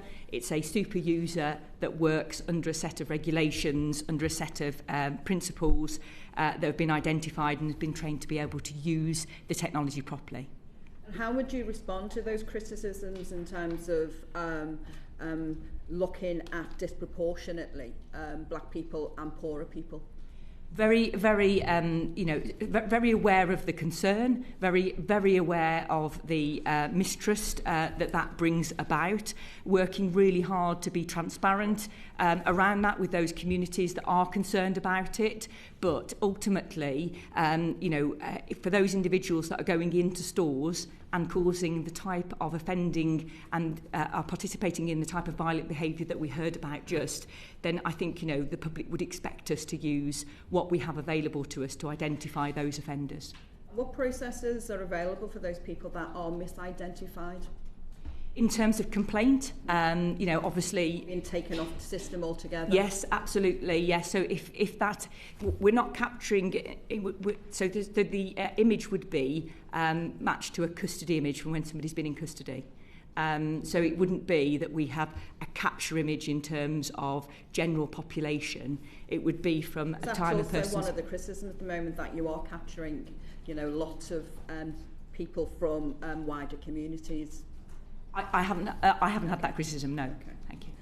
And my final question is, in terms of the standalone legislation, how effective do you think that's going to be in terms of dealing with retail crime, given the comments that we've heard this morning from the first panel? When I last appeared here at the Home Affairs Select Committee, I said that I didn't think there was a need for any additional legislation. And whilst my view hasn't changed on that, I understand the desire behind it and I understand the weight of feeling that is there. What I wouldn't want to happen is for an offence against a shop worker, a violent offence against a shop worker, to replace something like a robbery. And to be used as an alternative for perhaps something that is more substantial that somebody is involved in. I wouldn't want to see it diminish that, and I would want to see it being effective around speedy justice. So, something that is available to magistrates' court where we know that people can be seen, and that's a quicker process for those retail workers, rather than it being a very long process in relation to Crown Court trial, etc. James Daly. Thank you very much, Chair. I'm going to say Chief Superintendent Goss, but I also have some information here which says you're actually Assistant Chief Constable Goss. Is that correct? Soon to be. Oh, soon to be. Okay, well, stick to Chief Superintendent at the moment then, until that happens. Could you just remind me, do the police have charging powers for shoplifting offences? No, they go to the Crown Prosecution Service for... I'm certainly a proponent, and in some ways a lone proponent maybe, in this, I'm sure the other colleagues will rush and say they are as well, but in terms of giving full charging powers back to the police. But certainly in terms of the way that retail crime is how the police deal with it, do you think that would be a positive step, giving the custody sergeant the right to charge shoplifting offences? I think it's a really good point, and I think it's certainly a step in the right direction. There's certainly much debate happening at the moment between policing, Crown Prosecution Service, Ministry of Justice about bringing some charging decisions back into policing. I think you said in the previous panel, retail crime, as I refer to, not shoplifting, it's retail crime, is a very simple investigation, and a decision by a custody officer on a very simple case can be made with certain circumstances wrapped around it. So I'm a real big advocate of bringing some of those decisions back in. Okay, so just to give an example of how a police officer, the process, the bureaucratic process, police officer attends, a statement I'm assuming would be taken. You may or may not have maybe more than one statement, and there may be CCTV. We've heard, we don't need to go on whether you got it or not. But in terms of that, when the police officer has that in their hands, what has to happen for a charge to go from that? The police officer gets there at 2 o'clock in the afternoon. What happens after those statements are taken? So statements will be taken from the store itself. Yeah. All the relevant evidence will be gathered, whether it be CCTV, witness evidence, which would encompass further statements being taken. And depending on the complexity of the investigation and complexity of the crime, if there's an offender detained, they're arrested and taken back to the custody suite, and there will then be a tape-recorded interview with an officer, with the suspect and a solicitor present. Depending what's said... To interrupt at that point, so that is, I hesitate to say the old days, but when I was started off as a criminal defence solicitor, I started many of those interviews, and that's what happened in that process. Defendant says whatever they are going to say, whether they accept it or they don't accept it. What happens then? So the charging decision is then one for the Crown Prosecution Service. And how does that happen? How does the officer speak to the Crown Prosecution Service? So that's done via telephone or an online system, so they create a number of forms based on the case itself. That goes through to a decision maker, and a decision is made as to whether... How long on average does that take? Depending on how busy the custody suite is at the time, depending on the availability of a lawyer to make the decision, it can be quite quick, but it can also, as you can imagine, depend... Take hours? It can do, yes. And I think to anybody listening to the process, that would seem, I hesitate to use, I don't think this is a very legal word, but nuts, that a police officer is potentially sat at a desk rather than out of their duties for it could be the theft of a very small amount of items, which is a serious matter. But we've created a system where we have police officers away from doing policing, waiting on the other end of a phone on the hope that a lawyer may look at what is a very straightforward case. Agreed. So there's definitely got to be some headroom in terms of making that definitely a more streamlined process, and the discussion to be had around bringing some charging decisions back into police environment. Do you think there has been, as a result of that and other approaches, the police have just thought, on occasion, I'm sure, I'm not saying on every occasion, that is a very bureaucratic, time-consuming process for a retail crime offence, not shoplifting offence, and the police have taken the view, well, perhaps we've got better things to do, and therefore we won't prioritise this type of offending because we've got lots of other things on our time, and if we go there, we're going to be spending hours waiting on a telephone to try and get a charge, and basically the whole of the shift has gone. I'd like to think not, that doesn't happen, but as I just described, and you described yourself as well, Mr. Daly, it's a very complex situation. There's a lot of work for an officer to do, and at times that can take a considerable length, you know, and take them off the streets where they're obviously visible and working. Now, I think that this committee has, and again, this is not a blanket statement, but there is, I think, a problematic relationship in many ways between the police and the Crown Prosecution Service. I will say that I'm sure both organisations are heading towards the same outcomes. But one of the things that we've been told repeatedly is that the level of evidence required of the police and the evidence that the police are required to get from various sources for a charge to even be considered is considerable and frustrating. Do you think that requirement by the Crown Prosecution Service, and on occasion problematic relationship that some forces may have with the Crown Prosecution Service, has led to many people who should be charged not being charged. I mean, I certainly can't comment for the Crown Prosecution Service in terms of, That's what they your do. experience as a police officer dealing with the Crown Prosecution Service. Yeah, very, very much so. There's certainly cases where you've got the reasonable level of evidence that you think you've got for a charging decision, and clearly Crown Prosecution Service may well have a different viewpoint on that. But ultimately, this is all about getting the right decision for the victim. Whether that be a court decision or whether it be alternative. Superintendent Holdaway, forgive me for just coming past you for a second. Forgive me, I'm serious. I just want to go to Chief Constable. I think in policing, Chief Constable, that it's like every other organisation in the country in that it comes down to leadership. And that if, through leadership, and in this case policing organisation, if that leader, whoever that is, wants to prioritise and wants to ensure that the police attend at retail crime offending, that will happen. And I think you very helpfully gave an example of that the 10 forces who have prioritised this type of offending and decided that we are going to ensure that police officers attend, that's exactly what happens. Would you agree with that assessment? Yes. Going on to the second bit, I agree. So when you last came before this committee, it does seem to me that the offence, I can understand the why the offence of assaulting a retail worker has been introduced, but when you've also already got section 39 assault and section 47, it does seem to me to be repeating things that we've already got there.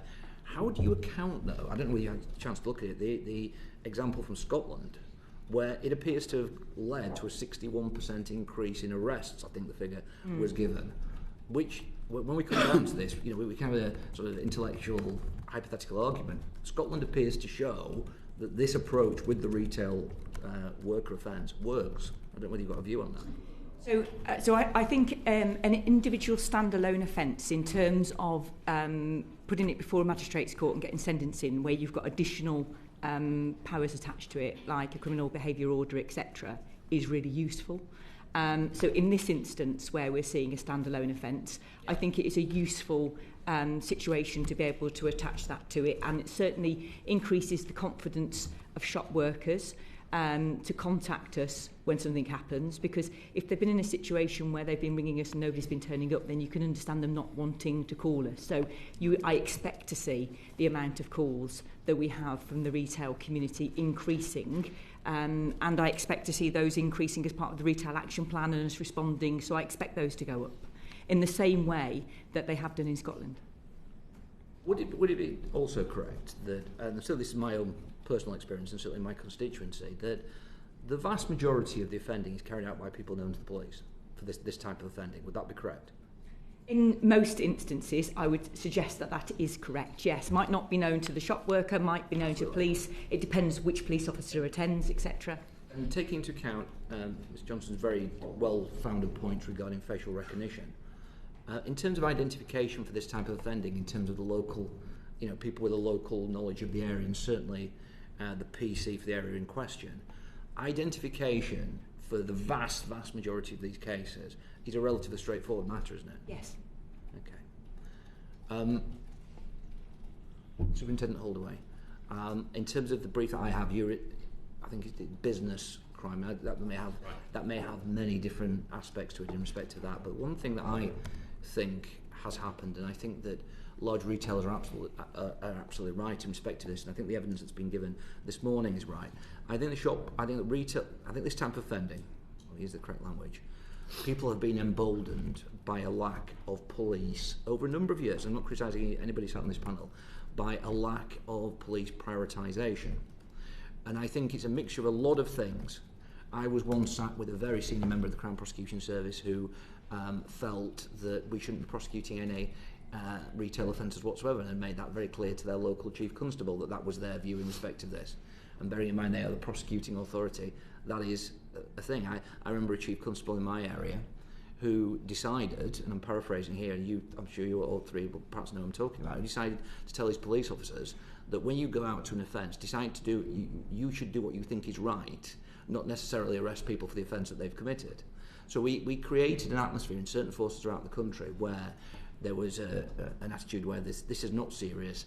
We should look at, it's not things that we should prioritise, and it's not things that we should arrest people for. What that's created is basically all the businesses are just sitting ducks now for professional shoplifters who come in.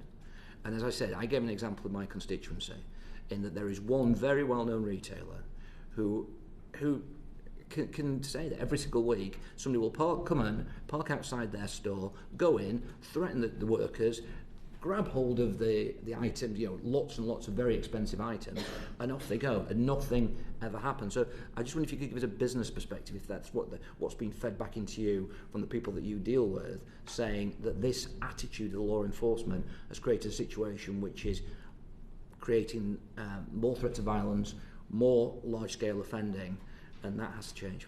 Yeah, thank you for that. So I think there is an issue about if they report, they don't see a response, that they don't bother reporting again. So I think there's a challenge around that. So I think there's a couple of bits, if you're happy to expand. The market you talked about earlier in terms of Scotland, I think the challenge we've had is that we've not had a similar market in England and Wales. So actually, I think we probably do a really good job around assaults against shop workers, but I couldn't actually give you the data to say either way. And I think if nothing else, that market will allow us to give that data, identify best practice, and share that best practice. I think some opportunities around that going forward.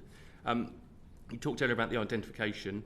55% of shop thefts are closed with no known suspect. Invariably, that's down to the fact that we don't get the CCTV. So we are, your point in the early session around trying to get the CCTV, we want it sent to us electronically. We need to get away from police officers turning up trying to get a USB pen and a disc. We then can't view inside. So there is a bit about that technology bit that allows that information to come in, to allow us to that immediate justice.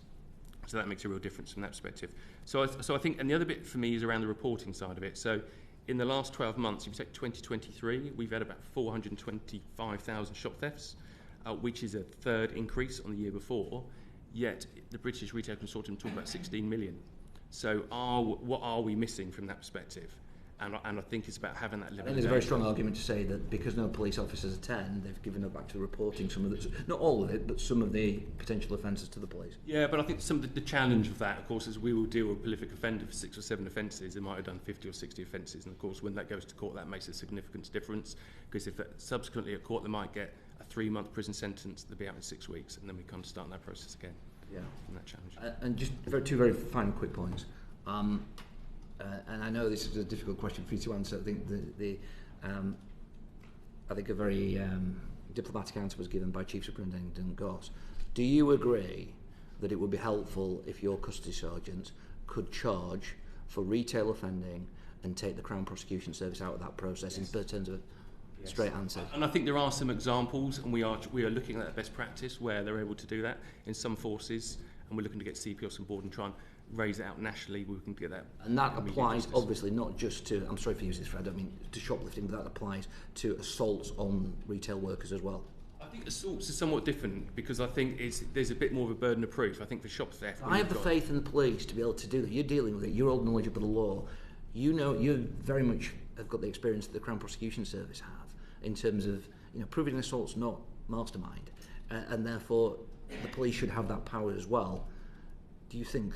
Yeah, you get varying levels of assaults, and I think looking at the data, I think in the last 12 months we've had something like 1.4 million different types of assaults. Yeah. So they cover a wide gambit. So to come out with a simple yes or no is very difficult. I think we need to look at it and identify those that we can actually do that. Chief Constable. Yeah, well, I think that we should have some of those charging decisions back to policing. I think it would make life a lot more straightforward in the way that you explain an investigation. I know the frustrations when I speak to my officers on a daily basis that they're seeing, but alongside that, there are other things that need to change as well, such as the sentencing guidelines, such as the impact of that when they do get to court. There's got to be a wholesale response to that, including the ability to be able to refer into sustainable addiction services. So the problem requires a number of people around the table rather than just a one hit of us having charging back. Okay. Thank you very much, Chair. Marco Longhi? Oh, yes, sorry, I thought you were coming to Mr. Fell first. He's passed.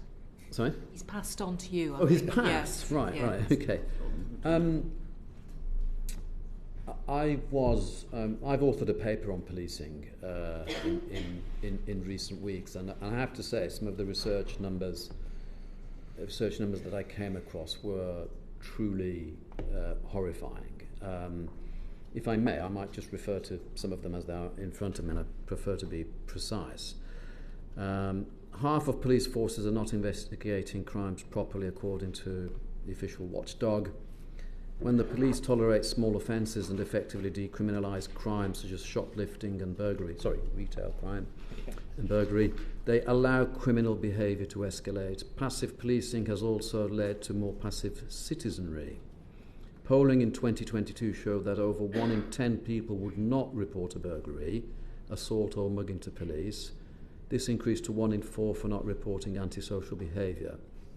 More than half of those people believed the police would not solve the crime even if they did make a report.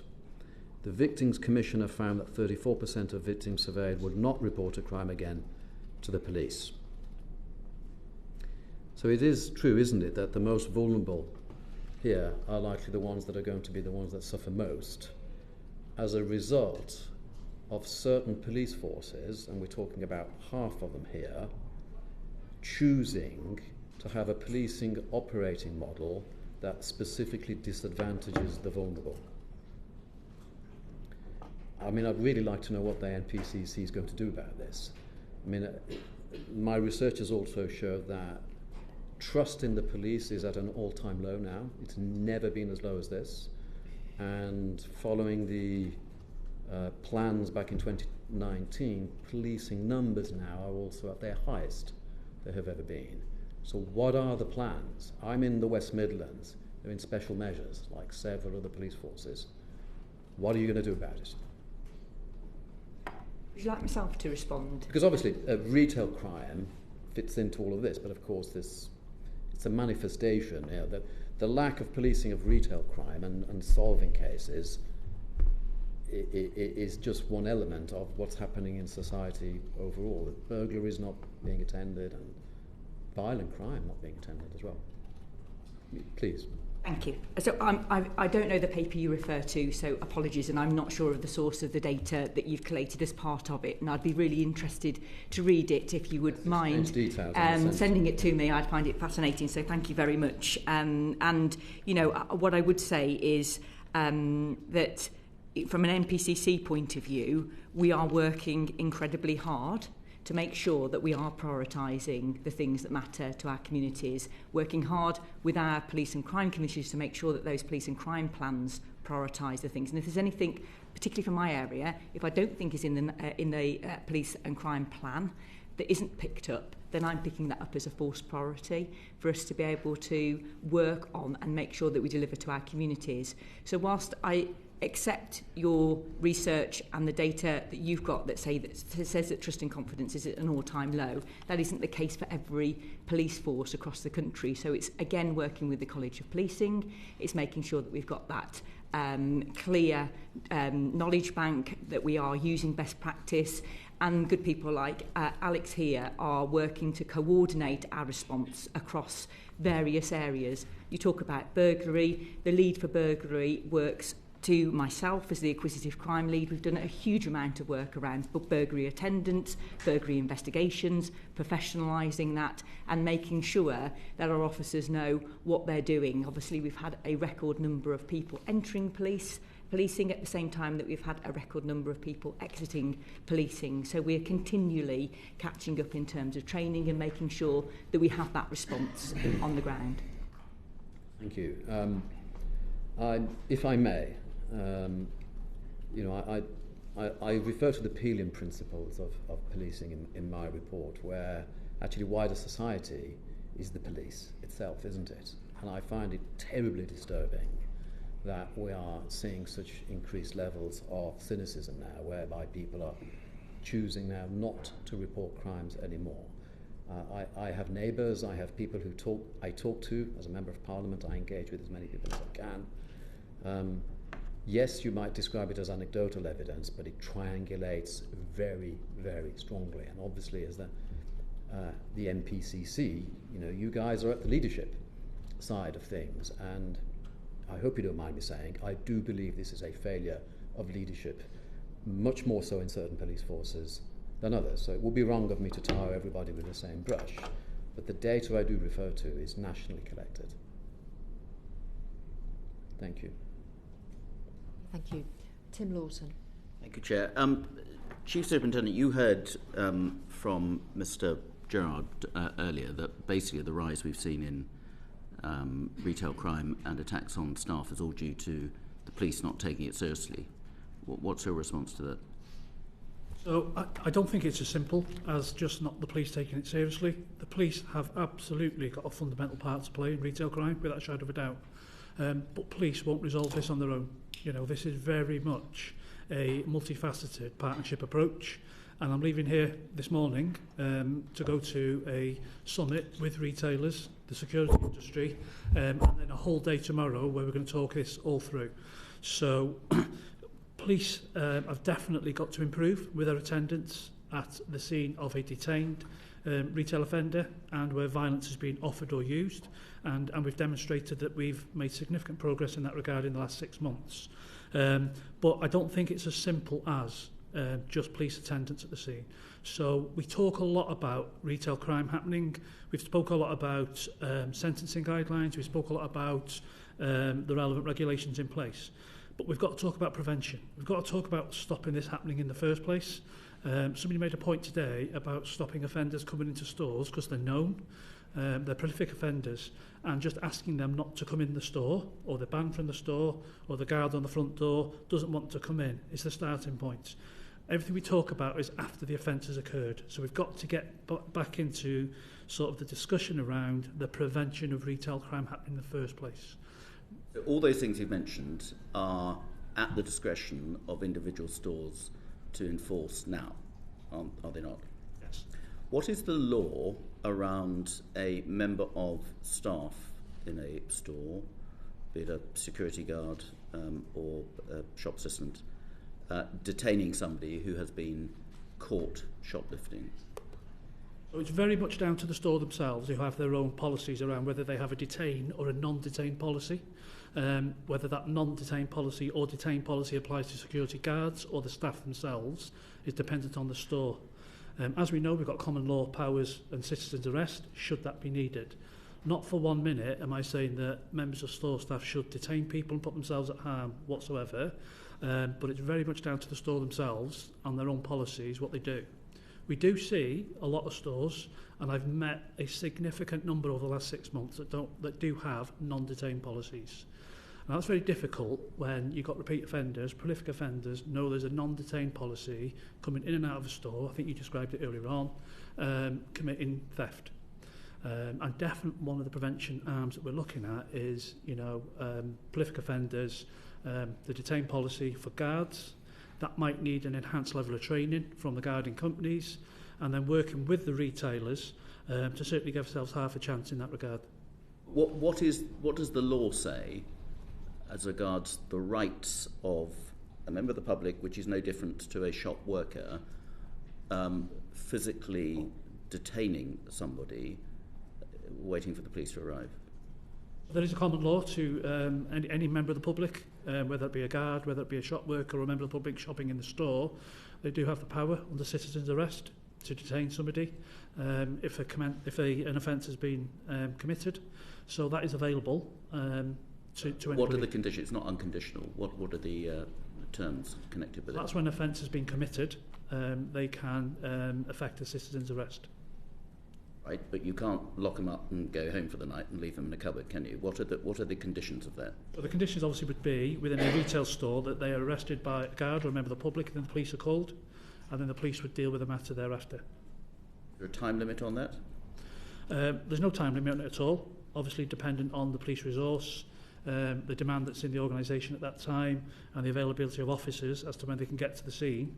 Again, dependent on the circumstance itself. If I was a security guard in a store who had caught clearly somebody shoplifting or assaulting a member of staff or a member of the public who tried to intervene in shoplifting, I physically detained that person. Can I lock them in a cupboard and wait for 4 hours for the police to arrive?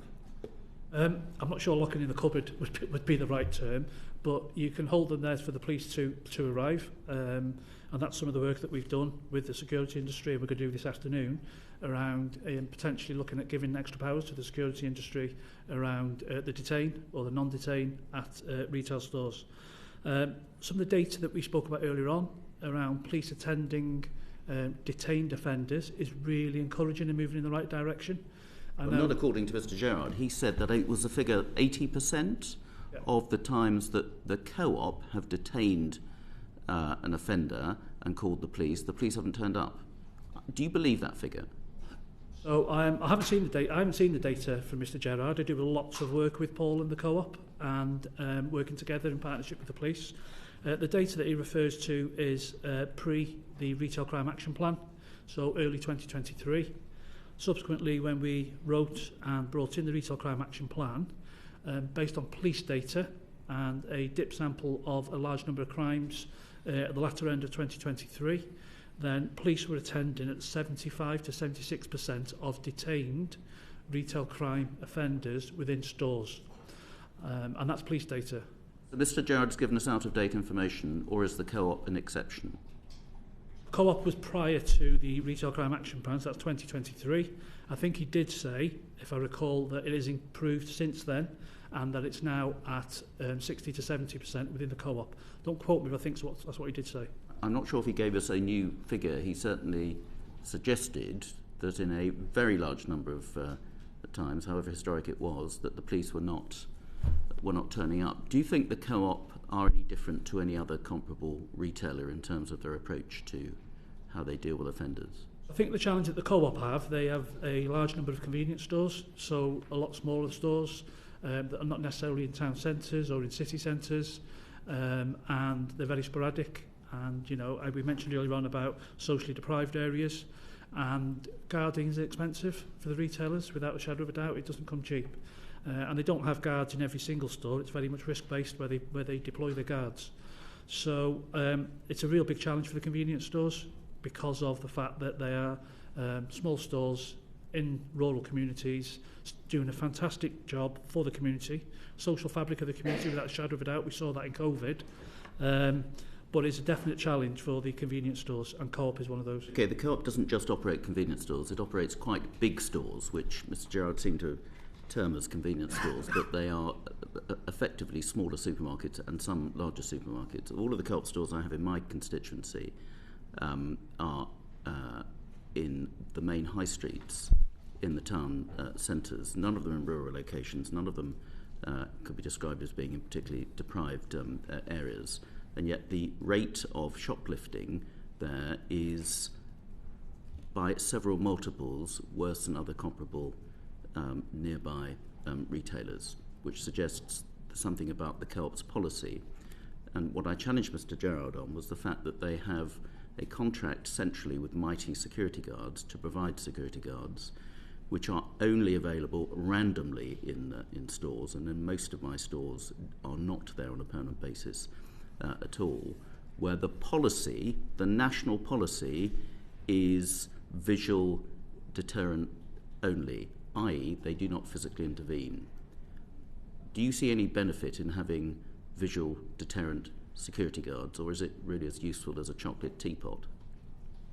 A visual deterrent security guard will help, without a doubt. You know, so if you've got a guard on the door, it will help if there's an offender seeking to go into the store. Why? Because we know from interviews that we've done over time that having a guard on the front door is a deterrent. But having... Why? Because there'll be a guard there, and it's something that they wouldn't want to necessarily confront. If they know that they will not be confronted by that guard, that the guard will not intercept them entering the store or intervene if they are seen to be shoving a bar of chocolate in their pocket, then why is that a deterrent? I think having a guard there is a deterrent. It does help. Having a guard there that's got a detain policy as well is an extra deterrent. Having no guard there is where we don't want to be if we can help it. So I think there's three levels. We want a guard there if we can. The visible deterrent will certainly help.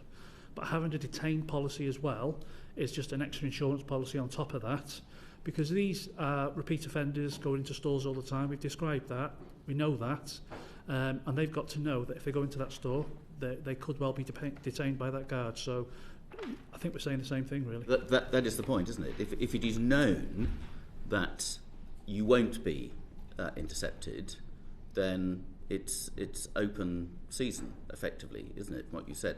You just said, though, that you're going to have further meetings today and beyond, and one of the things you're discussing is about additional powers for security guards. Why do guards need additional powers? They've got the powers, like well, I won't say you and me, you've got additional powers, but like anybody in this committee to intervene if we, on the terms we've just discussed. What actual powers do you think they need in addition they don't have now that Parliament had to legislate on? So there'll be extra things that they can do. So, for example, they can support certainly the staff in the store with witness statements. That's something that they can do, and they can have extra powers and support to do that. They can certainly have some extra powers around the detention, which we mentioned earlier on, and holding people in the store for longer. So there's certainly work to do with security guarding, but I think they're not in every store. Remember, they're only in different stores, so that we're talking like they're not in every store. No, I understand that. You've said most of what you've just described is extra support. It's not extra powers for which we need to legislate, with the exception of that extended time to detain. But there is no standard time to detain at the moment. Should there be? I mean, my understanding, and this is what the police were suggesting to me, which is why we had to have a seminar of all the local retailers with the police and local councillors to find out exactly what retailers are entitled to do or not, that the common acceptance is you can detain somebody for half an hour, and if the police don't arrive, then you have to let them go. But that doesn't seem to have any basis in law, does it? I've never heard that half hour.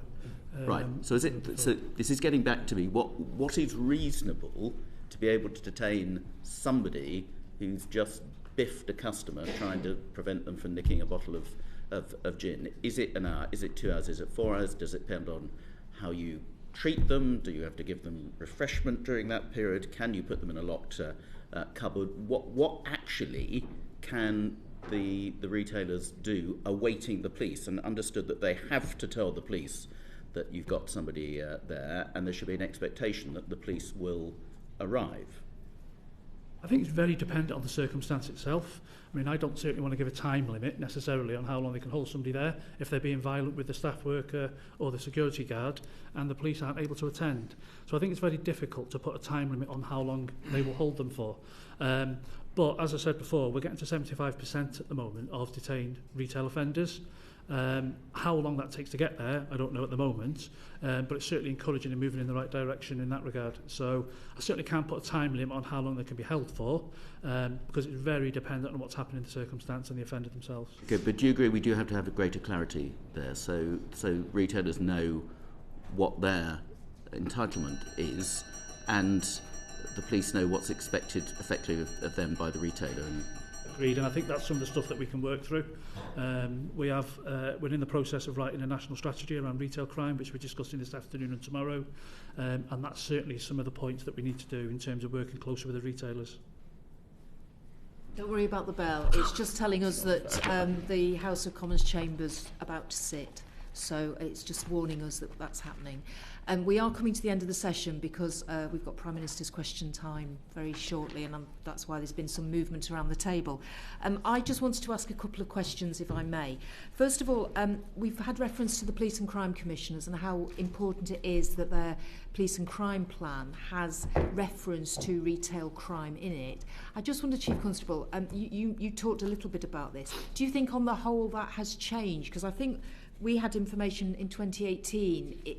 There was very little in police and crime plans about this. Do you think now most police and crime commissioners are aware that this is an issue? think they're aware it's an issue, and obviously we're coming up to PCC elections, so there will be an opportunity to reset police and crime plans.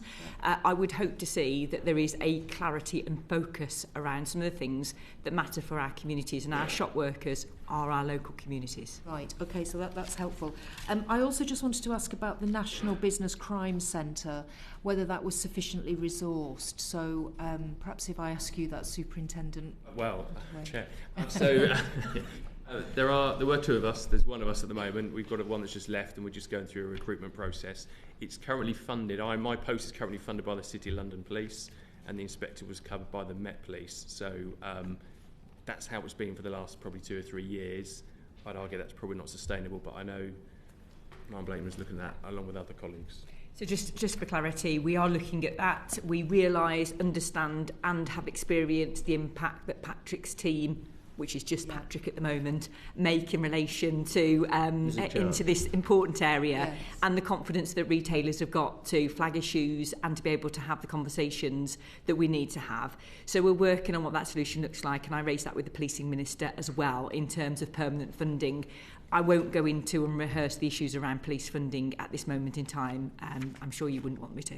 No, okay, that's a whole other area that we could spend a lot of time on. Again, though, Superintendent Holdaway, can I just ask you about the numbers of partnerships? 250 partnerships in 2021. This is around the business crime reduction partnerships. So they're still static. That number's not gone up, has it? So, Chair, to give you a bit of an update. So at the end of 2022, we got an academic review carried out around BCRPs and the future of them. We're working towards an accreditation process. There are 335 business improvement districts around the country. About 70% of those are in our town centres. The vast majority of those will have some form of business crime reduction partnership capability, even if they don't consider themselves a BCRP. So we're currently working with the National Association of Business Crime Partnerships and other police partners to accredit BCRPs, raise their standards, and to work with police, share intelligence. You think there are more? It's just they're not calling themselves there will be more, and we're professionalising that approach. Okay, and then just on the Project Pegasus, to be fully operational, have you got a date for that? So we've just gone through all of the recruitment, so that starts up now at start of May, so next month. So we'll be up and running in relation to Pegasus, and we've already started some work. You know, we haven't just waited for that go date. We've already started work, and we've got a couple of jobs that we're working on now, which is demonstrating some good return on value. I can't go into the specifics of them, of course, but you know, we are seeing the ability to be able to track offenders from the bottom of the country to the top of the country, committing offences that fall into the cohort of non-identification that Patrick mentioned, that would fall into the 55% that are closed, no further action, because we are not able to identify the offender, and we actually have been able to do that and be able to pull together a package together for a relevant force to deal with. Right, okay, that's very helpful. And just finally, as I asked the previous panel, what would be the one recommendation that you would like the government to take forward in terms of tackling this area? Is it about funding? Well, I suppose, resources. You know, so I'll always go to that, won't I? You know, 0.7% of GDP, you know, a situation around funding which is on an ongoing sort of yearly basis, doesn't allow you to plan in the longer term, isn't sufficient. We do have a gap around it. I haven't got police officers sat in police stations refusing to attend these types of jobs. They are other issues that are taking. We're doing a lot around right care, right person, trying to make sure that we aren't going to things that don't need a police attendance, so we can concentrate on the things that matter to our communities. So I would definitely say that, and I would definitely say unblocking the red tape that sits around charging, that sees us having to bail people, that sees them committing further offences, that loses the confidence of our shop workers to ring up and report matters to us. I think that would be really helpful. Okay. Superintendent Holdaway. For me, it's the criminal justice process beyond policing. So I think there's nothing more frustrating for police and for retailers to see a prolific offender go to court, get a short sentence, suspended sentence, and they're out walking the street and they're doing the same thing the next day. That is very frustrating. I think often that reflects upon policing because it looks like we've not done anything, but clearly we've taken it through. Many of these offenders have got hundreds of convictions, you know, and that's why they're well known, etc. So that can be real frustration. And I think some of the outcomes need to be a bit more nuanced towards some of those offenders rather than just simple, we do this, we do that. I think we need to look at the profile of those and make sure we pick the right solutions. Okay, thank you. Superintendent. So certainly the partnership approach in terms of retail crime and ensuring that we work as one is critical to us. I agree with the funding position. I agree with certainly the Ministry of Justice position and unblocking that and clearing out the bureaucratic red tape. But the partnership position around retailers, around police, around security industry, HMRC, trading standards, all working as one, because that's what it will take for us to tackle this issue and be consolidated as we move forward. And sorry, just finally, do you all support wholesale workers being included in the definition of this new offence? That's right. Okay, thank you. That's very helpful. Thank you for your evidence this morning. That will be very useful to us in our deliberations, and we welcome the opportunity to have reflected on our report and what's happened since. So thank you very much for that. Thank you. Thank you.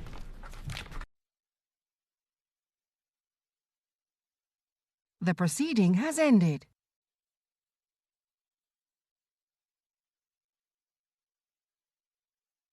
The proceeding has ended.